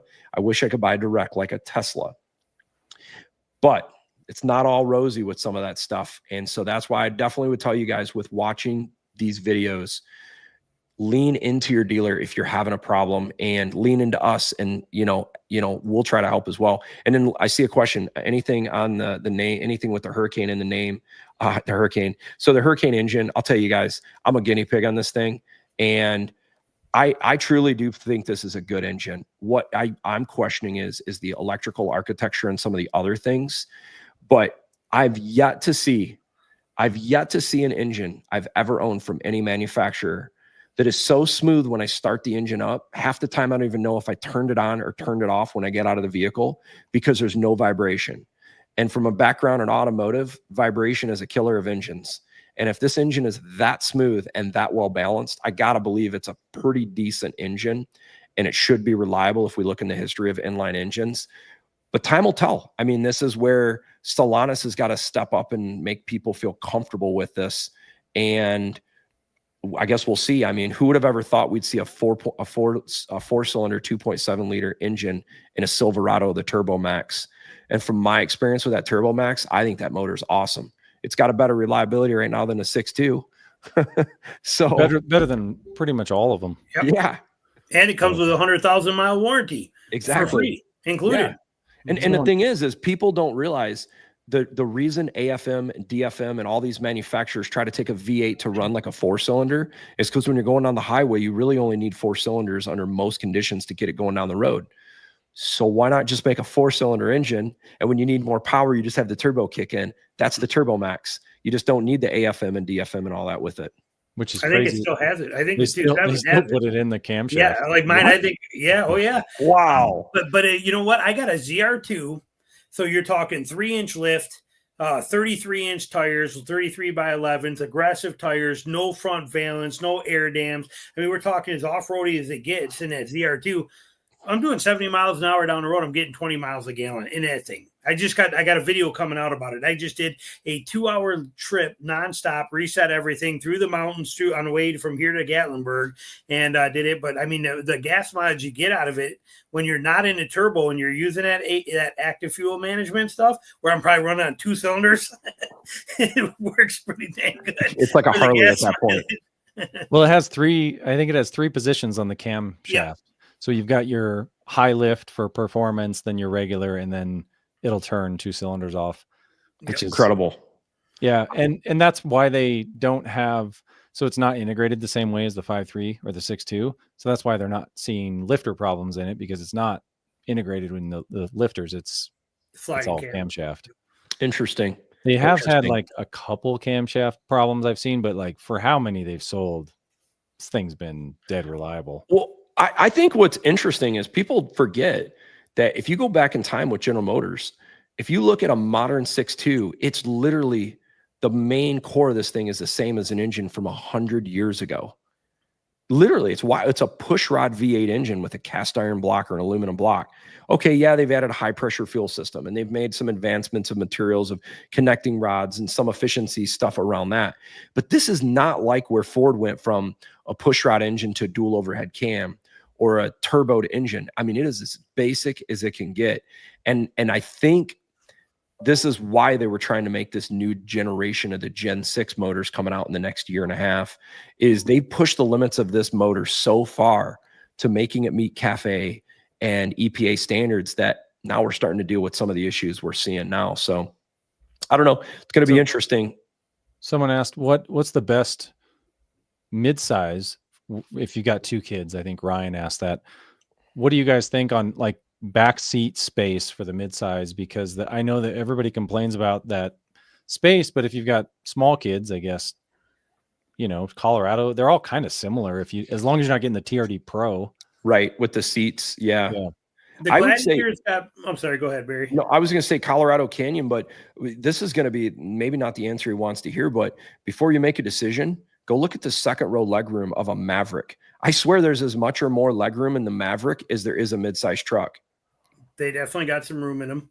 The Gladiator has got more room in the back seats than anything else out there as far as the way it's laid out, but it's nice. But the doors are tricky to get in and out of because they're not a full door. They got that weird cut. So getting kids in and out can be kind of tricky for them. The Colorado has got pretty good leg room in it, meaning that the fact that like when we were just down in Gatlinburg, I'm only 5'6", and I'm in the front seat, but my son-in-law is 6'3", sitting behind me. And then we had Tina next to me, and we had Bella, my daughter, who's 5'2", sitting in the middle. And then we had a car seat with Ronan in there, all of us in that Colorado. Wow. And we drove around for hours through the mountains, and not one complaint. Dylan's knees were not in my seat. We were completely fine in there, and had a car seat in it. So we did real good. And we had bags of food from Wendy. We were living it up in there, and it worked fantastic. Ridgeline has got a ton of room. Ridgeline has got the most room in it that I've ever seen in a midsize. But now you're going through it right now too. Barry, you did with 2 kids that age now. We did it. Realistically, midsize truck, once your kids get middle school age, midsize truck is going to be pretty complicated. You're going to want to start getting into full size for the room, for even just the kids coming in. Otherwise, you're stuffing backpacks in the bed all the time, things like that. You're not going to have the room where a full size does. Midsize is a really interesting truck. Like when the kids are in rear facing car seats and they're turned around, a midsize truck to me is a non-starter. Or you are just jammed your car seat so far forward, it's really tough, especially with 2 kids. And then when kids go to front facing, now midsize works again. But then when kids get to, like Jason said, that 14 plus years old, midsize gets tough again. So it's like there's this window from like 3 to like 12. I feel like a midsize truck for 2 kids works really well. And especially, I've never been a big midsize truck fan, but I see the value of them because you live in the city or you live in tight corridors or you're off-roading in really tight environment. Holy cow. We were in Jamaica last year. We were doing this like mission trip kind of deal. And we had a Toyota Hilux there, and it was the work truck for building this house. And in this, you can't use a full-size truck in like the rural parts of Jamaica because they're too big, they're too wide, they won't go down the road. And I'm like, wow, this is going to be kind of interesting. We're going to beat the crap out of this Toyota and see what this thing could do. Man, we had ladders on this thing. We had 4 or 5 Milwaukee, what are the boxes? The you can, what are they called? Tool boxes. Yeah, the tool boxes. We had 4 or 5 sets of them. I bet we had 4 guys and easily 1,500 pounds of construction stuff in these trucks going through rural parts, beating the crap out of these trucks for a week straight. And I was so impressed by this midsize. I had a whole lot more respect for that truck after seeing what those trucks can do. And I see the value in a midsize now. I think they're awesome. Although those Hilux, aren't they built like oh, dude, it's like tanks, they're straight axles. Well, it's like the new Ford Ranger Super Duty that's being developed for like the Australia markets. They basically take this like pretty heavy duty frame, put super heavy duty axles under the rear, and then put like a smaller, like 3 liter or 2 liter diesel. But everything underneath these things is like beast mode. Yeah. Yep. What do you guys think of here? But someone else has. Oh, sorry, Jason, go ahead. I was just going to say, could you imagine if they brought some people are like, oh, I want to have that here. I want to have it here. And as soon as something like that showed up, and they found out it's got like 138 horsepower. They'd be like, no, I'm not driving this. Yep. I can't race at the streetlights. I'm not driving that. Right. Hey, here's an interesting one right here. Someone says Trump needs to penalize all the manufacturers for the recall. Who wants to be paying for a new vehicle sitting on dealer? I believe in a lot of these recalls, I actually do believe there are not civil. Is it civil penalties? I do think that they do have to pay penalties to the government for some of this. As EPA penalties are massive. This one that's going on with General Motors with NHTSA, I don't know specifically on that, but if you get an EPA recall where the vehicle's not meeting emission, there's huge penalties for stuff like that. It does say in the NHTSA recall for the 6.2 in there, it says in there that it is recommended by NHTSA, says they recommend it. Nobody has to be down for more than, I thought it said 60 days or something. And it is vital that this recall is performed in a quick and timely manner to avoid there was some of this wording that was in that. And it's on one of the pages of that affidavits for this recall in there on there. I don't know how much value it carries, obviously, or what it's going to do. It just could be cute wording, but whoever that was that made that comment, I didn't see the name. I wasn't looking at it, but spot on it. This stuff has got to stop. And we've talked about that. Every one of us have talked about it in our videos too. Warranties, 3-year, 36,000 mile warranties is all we get today. I mean, come on, even 50,000 mile powertrain warranties. What a joke. Well, and this is what I talked about in a video recently, talking about the most frustrating time to be a car buyer is truly if we all want what we want, which is more affordable vehicles and more reliable. There's only one way to fix this. It's more competition, not less. And so if we want vehicles to be more efficient, more affordable, we need more companies coming into the market to give us these options. Like people say, it's a shame we don't have the Hilux in the United States. Why do we not have the Hilux? Because Toyota knows it would sabotage their Tacoma and Tundra sales, and they've already got those two markets set up. So why go and take from that? So what you need is another player coming to the market that's not established today. That's what we really need. And that's what I'm excited about with if you guys saw and heard about this Slate.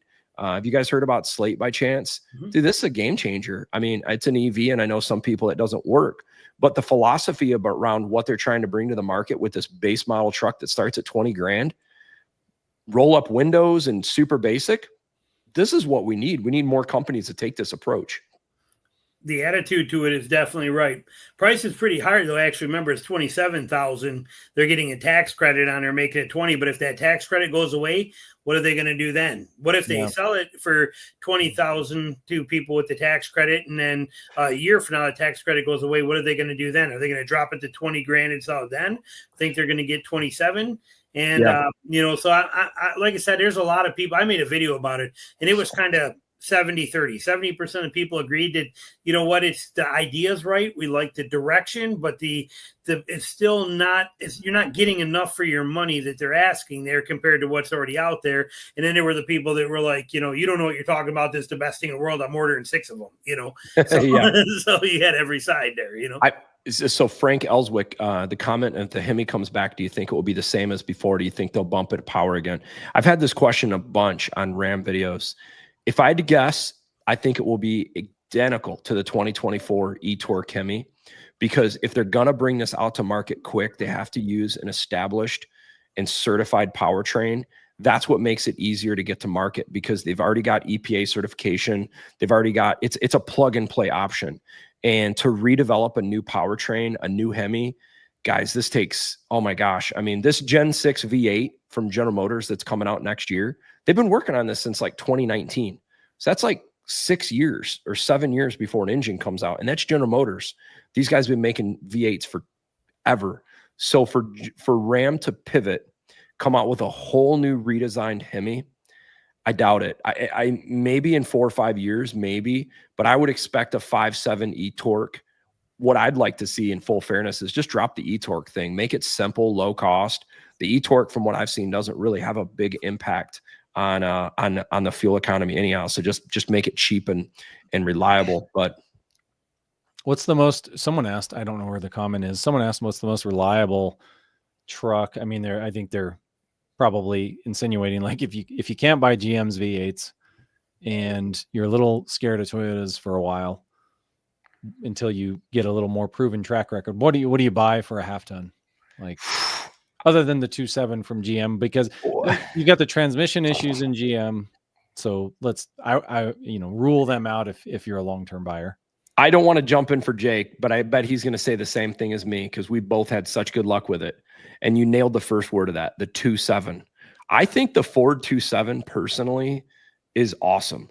Like, that motor, it's reliable. In my opinion, I think it's a more reliable powertrain than a 3.5. And I'll tell you why I like it more. Number one, the fuel economy of the 2.7 over the 3.5. If you're not towing like above 8,000 pounds all the time, where you really need that 3.5, the fuel economy savings from a 2.7 to 3.5, especially highway driving, could be 3 to 5 miles per gallon. I've seen, number one. That's a lot. Imagine that over 100,000 miles. You could save 5-10 grand just in fuel. Secondly, this is something I've really liked about the 2.7. When they designed the 2.7, it was the second generation EcoBoost technology. They called it the Nano. This was the code name when they developed it. And I worked with Ford Powertrain at this time frame as a customer. When they developed this engine, they focused on lightweight and like efficiency.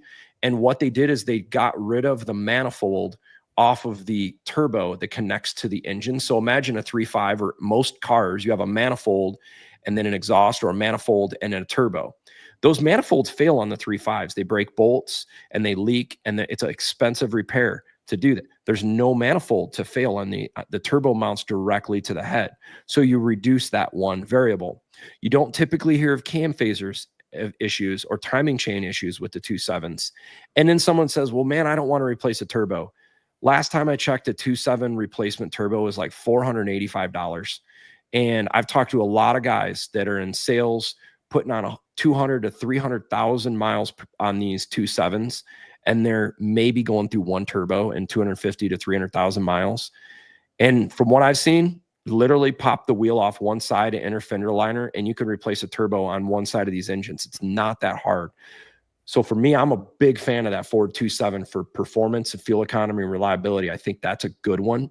I think the old Toyota, like you used to have, was it the 5.7 that was in like the 4th gen, I think? That motor seemed like rock solid. The only downside I ever saw in that is it just fuel economy was less, but man, that motor is reliable.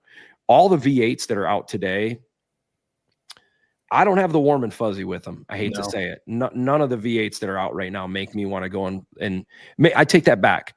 Maybe a GM 6.6 heavy duty V8, that one, but not any of the other ones. The Ford 5.0, awesome power. I think it's great. And it seems like they've got things locked in pretty good with this new generation.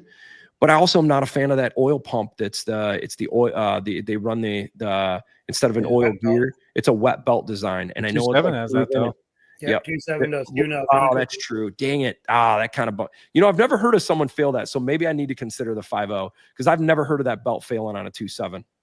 Yeah, there was someone that had one fail at 120, 140,000, but that sucks. It looked like they didn't do good oil changes on it though. To me, see, that's the key. 4 to 5 grand, 4 to 5 grand to replace it. That's a lot. See, I mean, and when you calculate that into your analysis of cost of ownership, when you got to do a timing chain on a first generation 3-liter diesel or an oil belt at 125,000, and you got $4,000 or $5,000 repairs, hey, don't be so hard on a 3.5 at that point where you got to do cam phasers at 125,000 miles. Right.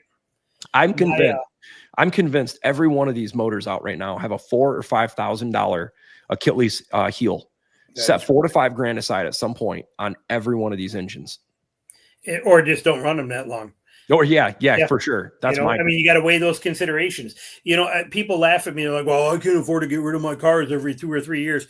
There's a point that you find somewhere where you're driving where you are now going to have a major repair that you're going to have to do.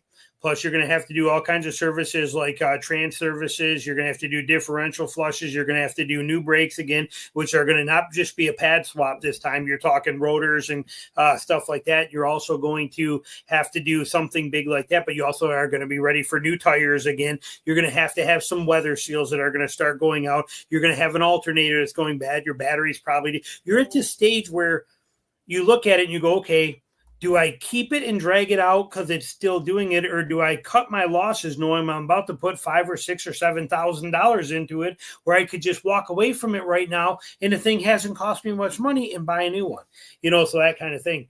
But my choice for full size right now, which will probably get a lot of people very mad, honestly, it's a SST. It's a Hurricane, dude. It's an inline 6. We talk about simplicity of changing turbos. Turbos cost nothing today. They're a wear item. They cost less to change a turbo on most trucks today than it does to change the spark plugs in a Highlander, when you think about it. So for me, that inline 6, I agree. Straight pots, dude, nothing to it. No V's, half the parts. One caveat to the straight 6 though, which would you force yourself to get the high output to get the forged components? So That's a good question. So this is great question, because for people that have never driven the Hurricane, I've driven a dozen of each now. And I'm going to tell you right now, the driving characteristics between the standard output and the high output, they feel like completely different engines. They sound very similar, but the performance is different. And here's what I mean. In most your day-to-day livability, I actually think, even though I own a high output, I actually think the livability of the standard output I actually like a little bit more, because they put smaller turbos, lighter weight pistons, and the thing builds boost a little quicker. And I found under 2,500 RPMs, I like the standard output a little bit more. And I think I've proven this on videos, standard output gets you better fuel economy. But if you're a performance guy and you're like really pushing the limits, when you get above 2,700 RPMs, the high output feels substantially stronger. It's hard to explain. You can feel the small turbos and the standard output kind of sign off. And if you've driven the EcoBoost, you know this feeling. The 3.5 EcoBoost has this like around 4,500 RPMs. You start feeling it kind of fall on its face. The high output, it writes a red line. This thing's an animal. So if I was looking for long-term longevity, I actually think I like the high output more, because the forged internals, the heavier duty fuel pressure system, the bigger turbos, the higher cooling. There's a lot of little things, and I'm actually going to be doing a video with a company called Modern Extreme Muscle. These guys got an awesome YouTube channel and Instagram where these guys tore both the standard output and high output apart. And I was shocked to see some of the differences internally on the high output.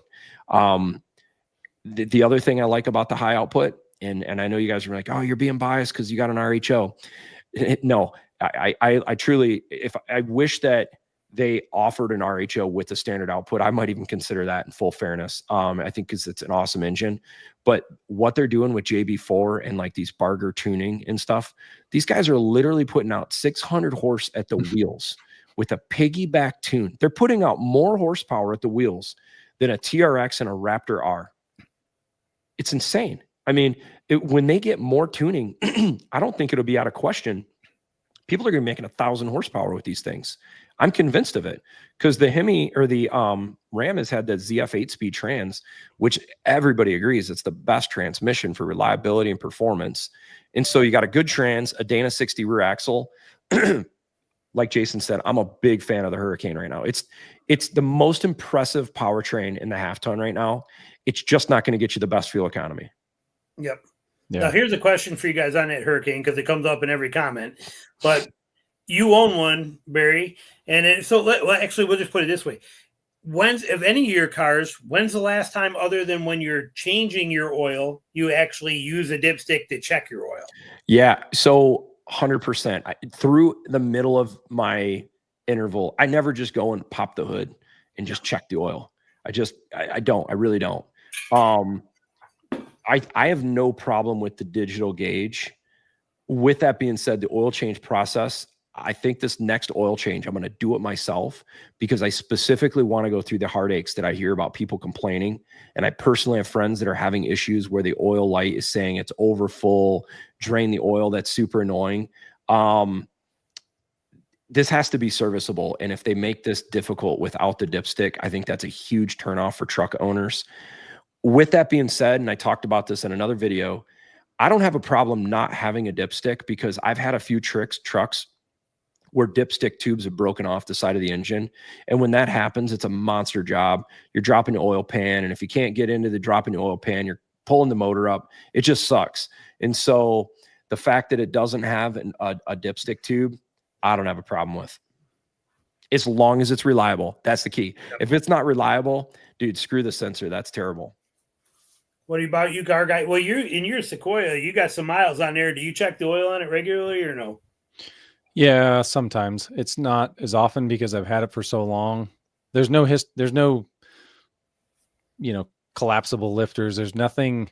The only way that thing is going to burn oil is around the piston rings. So, or if something catastrophically fails, and I'll check it, and then I measure my oil when I change the oil. So I'll just measure it out and see how much I'm burning between, 5,000 mile oil change. And I'm running 0W20 in that. I should probably be 0W30, but I mean, I scoped the cylinders on one of my videos and I'm like, yeah, there's a little bit of wear, but it's got like 235,000 miles on it. Jeez. Thing just like every time, you get in that car and you turn my daughter's driving it right now. She hates it. She's driving it because of her Camry, got wrecked, and that's the car. I tell her, oh, you got to drive old Bessie, and she hates it. But I know that if someone hits her going 100 miles in that, she's going to be like, what was that? What was that behind me? That just hit a squirrel. Yeah. That's funny. A lot of times oil, I believe having bad air filter can also impact your cylinder. Dirt gets past your air filter and that can start damaging your cylinders too. So yeah, there's so many.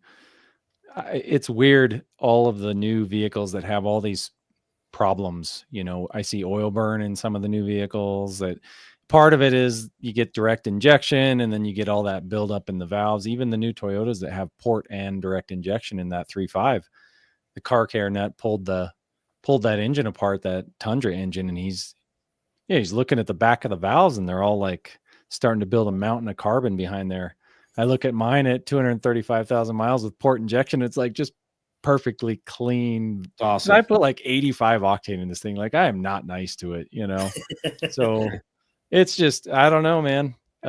We'll see. Time will tell. I think we'll hopefully get to a point where the manufacturers have to rebound back, and they're kind of, if they don't build something that gets you through warranty 99% of the time, they're not going to exist in 10 years if they keep doing this. I agree. And right now I can't think of a time more important, because costs have gotten so astronomical. And on the topic of what can we expect for 2025, you know what I think is going to be a really good industry? The car parts industry. I bet you the car parts, Menards, the Auto Value, these guys are going to start seeing a big uptick in business, because the gap, like we said, between your used vehicle, what it's worth, and new, man, it's huge right now. It's really bad. And so, man, make your stuff last. Take care of it so you don't have to buy, and buy when you do, get the best deal you can. Watch one of these guys' channels or mine, and we'll try to steer you towards the stuff we think is the best value. And for me, when I look at value, it's definitely the price and performance and reliability. But this thing is a constantly moving thing. I'm never going to say I'm a Ford guy, a GM guy, a Ram guy, a Toyota, because as soon as you say that, you've kind of already lost, and the manufacturer can just pump out crap and you're still going to buy from them. And so I will always kind of circle around these guys. And right now, it's not popular opinion, but I think Ram is a big value brand right now, because the discounts they're offering are big right now. And I don't think the Hurricane's bad. Ford's a great truck, but they've decontented so much on these. The discounts are not huge right now. And it's little things like getting rid of the keypad on the side of the door. It kind of annoys me, that getting rid of the leather. I don't know. Like I said, it's a frustrating time to be someone to buy a vehicle right now. So make your vehicle last for sure. Yeah, do you get comments? I just saw Steven Peterson's comment come in about, there's been it's more conspiracy, Uncle Tony's Garage did stuff like this too, where it's like conspiracy theory stuff of they're building all of this stuff with very short reliability so that they can then kind of jam EVs down our throat and say, look, EVs are more reliable. And eventually, people have short-term memory problems and they'll just forget how reliable things were in 2010 and 2015 and that older guard of cars. What do you guys think about that? I don't think these manufacturers are intentionally making the ICE vehicles less reliable than EVs. This is not going to maybe make everybody seem super happy, but I'm just being honest. I just believe EVs are going to be more reliable than an ICE, because there's 30% less components. There's less to fail. Brushless motors that are used, generally speaking, these things can go 1,000,000 miles. So if you've got a motor that can go 1,000,000 miles, your next thing you got to worry about is the battery. And if Tesla is any bit of a thought on batteries lasting, I think I mean, most of these Teslas, I think you're going to get 250 to 400,000 miles on a battery before you get below 60, 70% of the cells being bad. I mean, there's a reason that Rivian, Tesla, a lot of these manufacturers, Ford, they're offering 150,000 mile warranties on their batteries. Is any ICE manufacturer putting 150,000 miles standard on an engine, the most expensive part? Nobody is. So I don't think they're intentionally making ICE less reliable. It's just EV will be more reliable because less moving parts. And they have to chase. It's funny. A lot of people think that, they hate turbos. It doesn't matter if it's V6, 4-cylinder, whatever, they hate them. It's really nice to drive turbocharged cars when you're, especially up in the mountains or towing. It's 100%. It's just so quiet, and it just delivers all the torque at 2,500 RPMs. But, I think it's just chasing power and specs. Like Toyota went to this because they had to. If they would have thrown the 5.7 in the Tundra in a new body with a 10-speed, I think they would have had like 1 year of a bump in sales, but then it would have trailed off because people would go drive an EcoBoost or whatever, or the Hurricane, and they'd be like, well, this thing has 100 foot-pounds of torque more, so I'm just going to buy that. I love the sound of a V8, always will. I think they're awesome. But we have towed in the mountains. I'll never forget. It was Jason's truck or my truck 15 years ago. And we were in Wyoming at 9,000 feet of elevation. 5.4 by 4. Yeah. And I was like, we're used to sea level towing performance. And I'm like, dude, this thing is like a turd. We're like fourth gear going up a hill right now. Getting 4 miles per gallon. Yeah, it's like this thing's got no performance. So like living out west in elevation, man, a boosted engine, boosted diesel all day long. Now I'm a little spoiled living at sea level or close to it. You can get away with a natural aspirated engine without much of an issue. Yeah. But that boosted performance, the people that have never driven a boosted it doesn't matter the brand, they're just so comfortable to drive. They don't have to make a lot of noise to move. Yeah. Well, we did that same trip 1 year with my Ford with the 5.4 liter Triton. Then we did it with your 2.7 the next year, your 2.7 EcoBoost. And it was night and day difference. Same trailer, same setup, same thing. And I'll take the 2.7 all day long over for sure. Going. Yeah, because it's probably got 50% more power in the mountains and at lower RPMs. And it wasn't the constant, and constant with the tack. And it was just much more pleasant to drive, more reliable. I think if I never towed ever, or especially where we're at with high speed towing, I don't know. I mean, I would probably just go V8 just because it sounds awesome. I love the sound of them and they're fun. But man, high speed towing for distance boosted all day long. I just do not want to go back to a V8. I know even my Raptor R, when we were towing with that thing, okay, you're thinking supercharged V8. Awesome. Crazy performance. Dude, 60 miles towing with that thing. And I felt like I needed like some hearing aids after that thing. The exhaust in the Raptor R, even though it's got the quiet mode, you can't run it quiet mode above 2,500 RPMs. They won't shut the valve completely.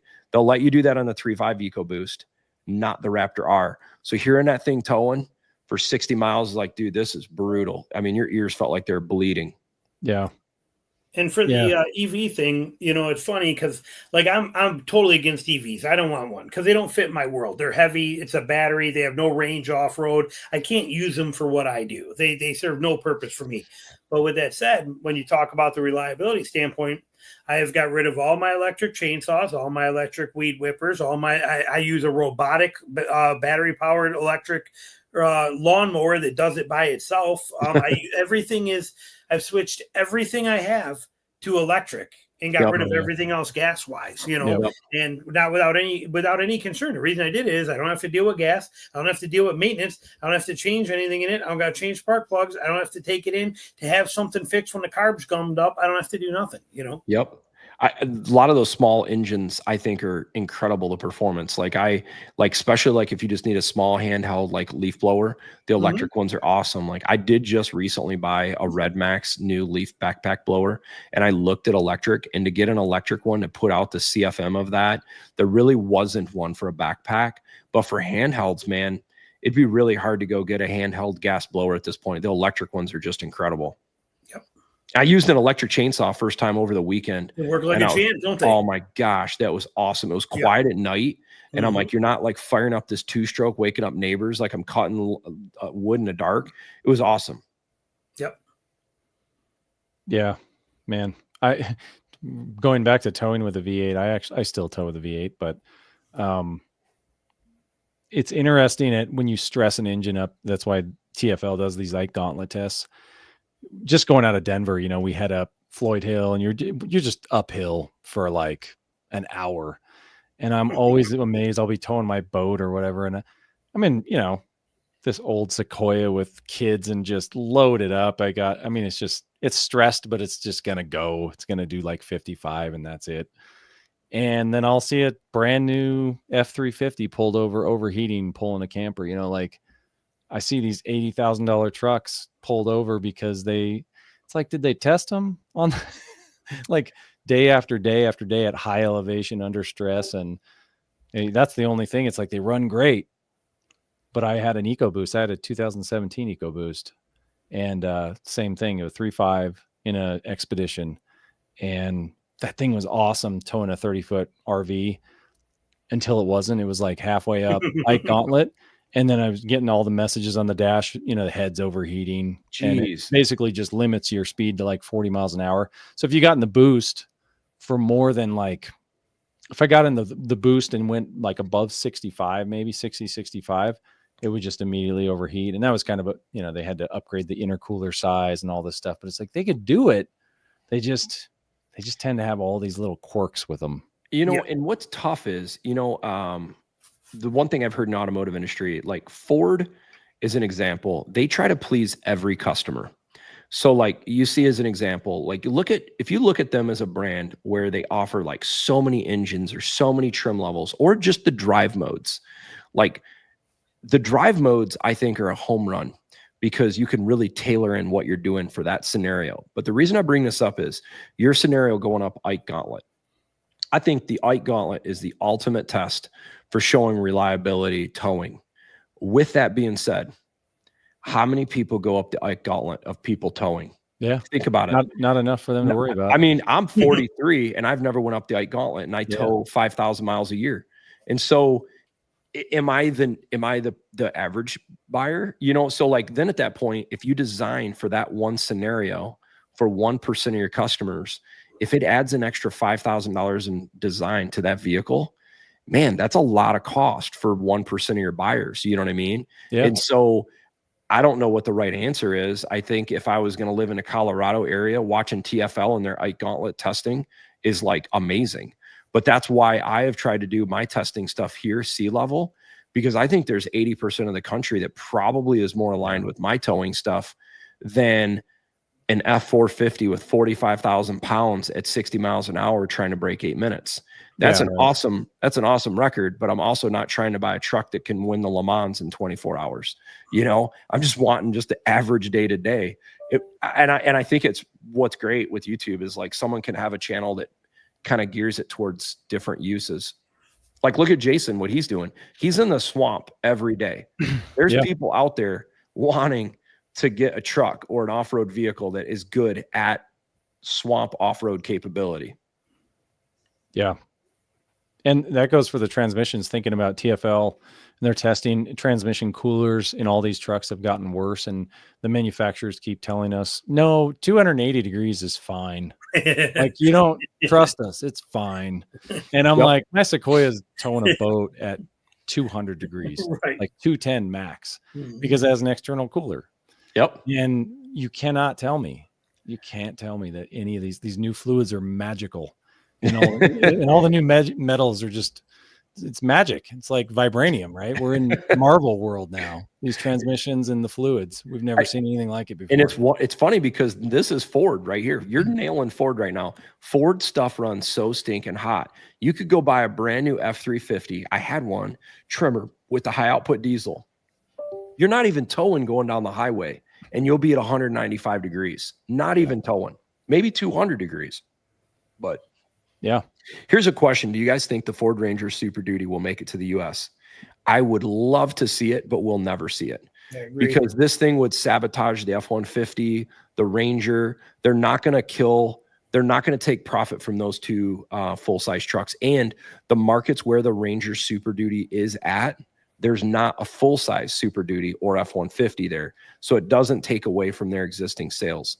And the Ranger Super Duty is freaking awesome. I think it's incredible. Right there with you. Agree 100% on everything said. It's like the Hilux that you talked about earlier. Why that thing's never coming here. They won't get it. And this is why, if we want this stuff, everybody watching this for the United States, the only way this happens is not going to happen through the traditional car manufacturers. There's going to have to be new players coming to the market. Maybe Nissan takes an aggressive approach and says, we want to do something different. Maybe Honda, maybe it's BYD, maybe it's some company nobody even knows of today. But you're not going to see Ford, GM, Chrysler, Toyota, I don't think, ever go down this path of making these super cool, unique trucks or cars like this. No, they're trucks for tech bros now. Yep. Yeah. They're not going to. Why would they change? If I was running Toyota or GM, or look, why would you say, well, our sales are up 30%? Let's go back to what and lose margin. Is reliable. Yep. Yeah. There's no reason until the market stops buying them. Absolutely.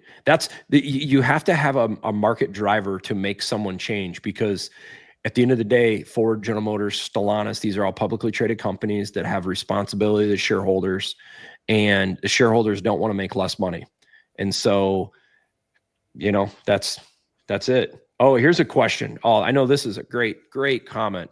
There is a bunch of channels talking about, I wouldn't buy a Hurricane because it has a plastic thermostat cover or this or that in plastic.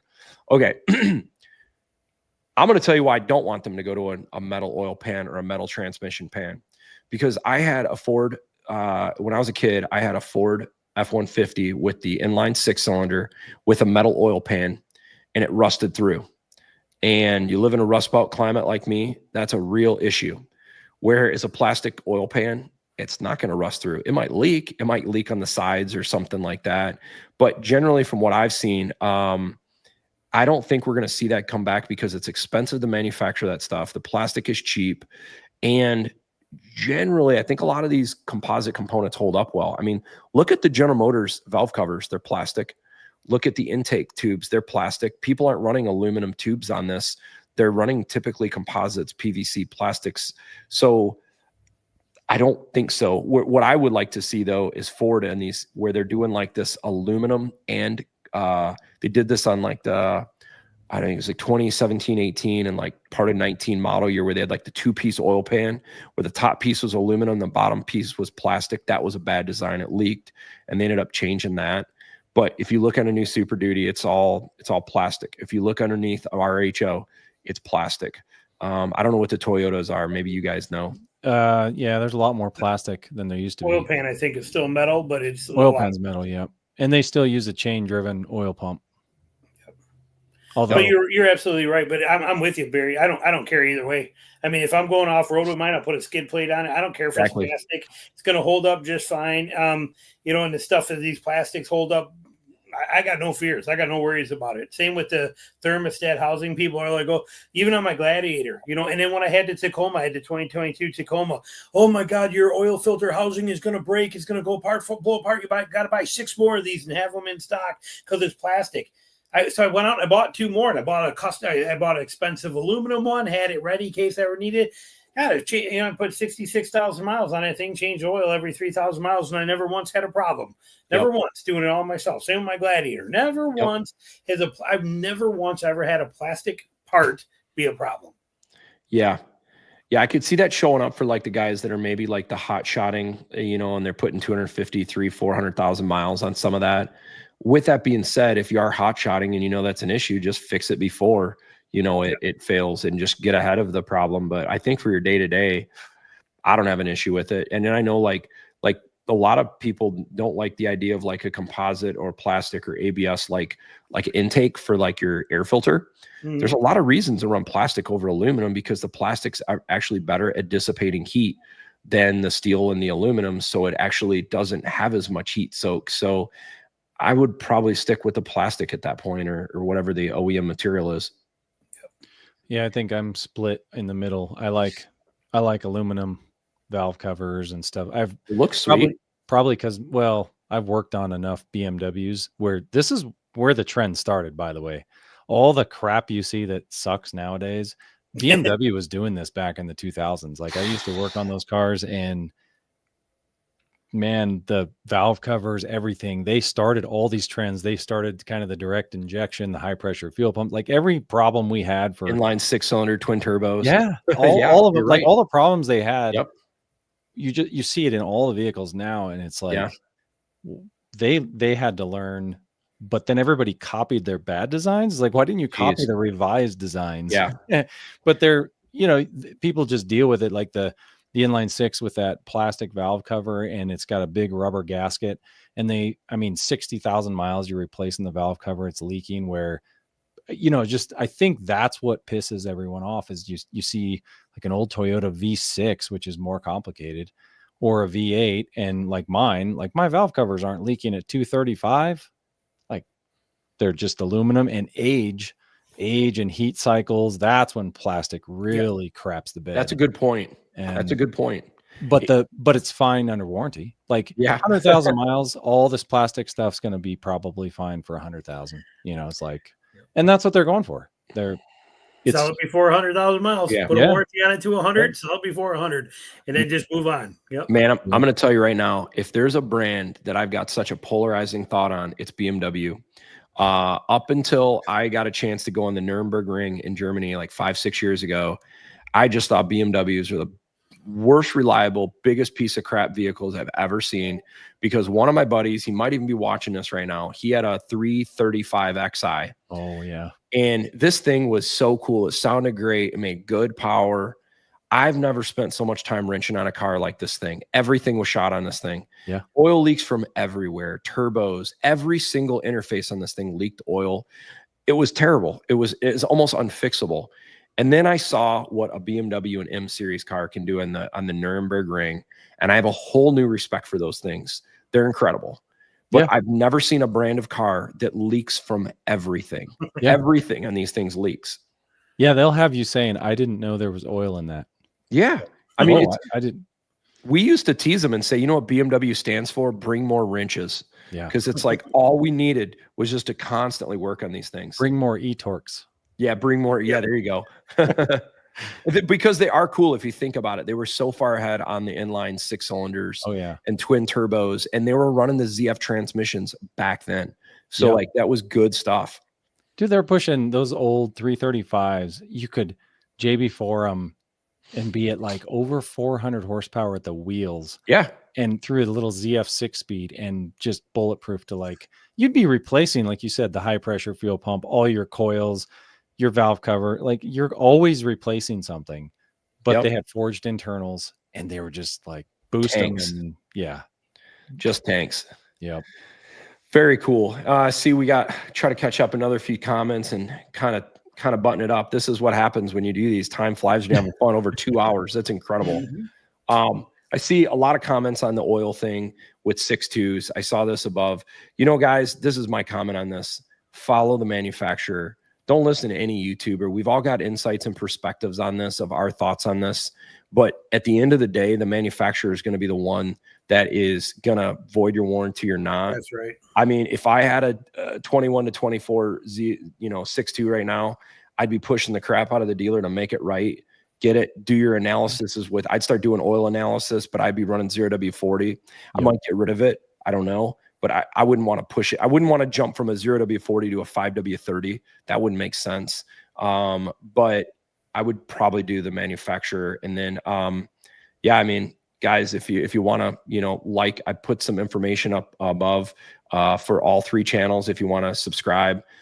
There's one thing we didn't get a chance of talking about today, and I'll just briefly touch on it, is the changes we've all seen on YouTube. It's been a rough year for pretty much about all YouTubers from what I can tell. And so we definitely appreciate any likes or subscriptions, people watching the channel, because there's a lot of good channels out there. Give them your support and love right now. People are trying to keep bringing good content out, and it's been a tough year for everybody. Yeah, the 0W40 stuff. My you were talking about the European cars, and a lot of European cars that's what they run. It's like 540 or 040, and that's common. And it's like you got a turbocharged engine 040. So I do think it protects more. I think it's more durable. I think it can hold up past 5,000 miles. So I don't think there's any harm in doing it, even if they say 020. But I'm just a YouTuber. I'm not going to warranty your engine for you. So Exactly. Right. Yep. Exactly. For sure. Anything else, Jay? No, that's basically it right there. You covered it. But there's some of them now too. You see that you got Toyotas running 0 or OW8 or WO8 oils now. 16s. I thought 16s were pretty crazy, but we go from OW20 to OW16, and now there's even Camrys and stuff like that are running OW8 oils. yeah, Unbelievable. It's right. It's like I just don't understand how, oil requires viscosity. I'm not an engineer for oil, and I don't understand it, but there's always going to be a part of me that's, as you get older in life, you get to that point where you're like, yeah, you know what? I've fallen for that before, heard it before. You're peeing down my back, telling me it's raining. I'm not falling for it again. And, I'm with you. Thicker oil wins, hands down. That's just the way it is. Thicker oil wins. Yeah. And I'll tell you the last thing to add on this is, if there's one thing I think I've learned personally through this whole thing with this General Motors debacle right now, is that when I look at scheduled maintenance from here on out, whether it's an oil change, transmission fluid change, anything, I'm never going the full number ever again. Nope. If it says it'll do 10,000 miles, take it in half. If it says you can do 200,000 miles on a transmission change, I'm taking it in half. Coolant, all that stuff. I'm breaking it right in half, because that will directly have an impact on the longevity of your powertrain. Yep.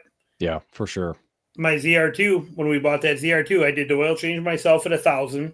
Yep. And then I used their free one at 5,000. So it was 1,000 and 4,000 more. And now I will do it again at 9,000, which will be 4,000 since then. And I'm going to do it every 4,000 miles, even though it's not, I think GM recommends on a turbo, 7,500 miles. It's like, Crazy. are you kidding me? On a 4-cylinder turbo, this thing's in the boost a lot. It's like, yeah, no way. So 4,000 miles. Jay, next time you do your oil change, you should do an oil analysis video. That'd be kind of cool to see. I bet there's not a lot of stuff out there in that Turbo Max. That would be kind of cool. Probably should.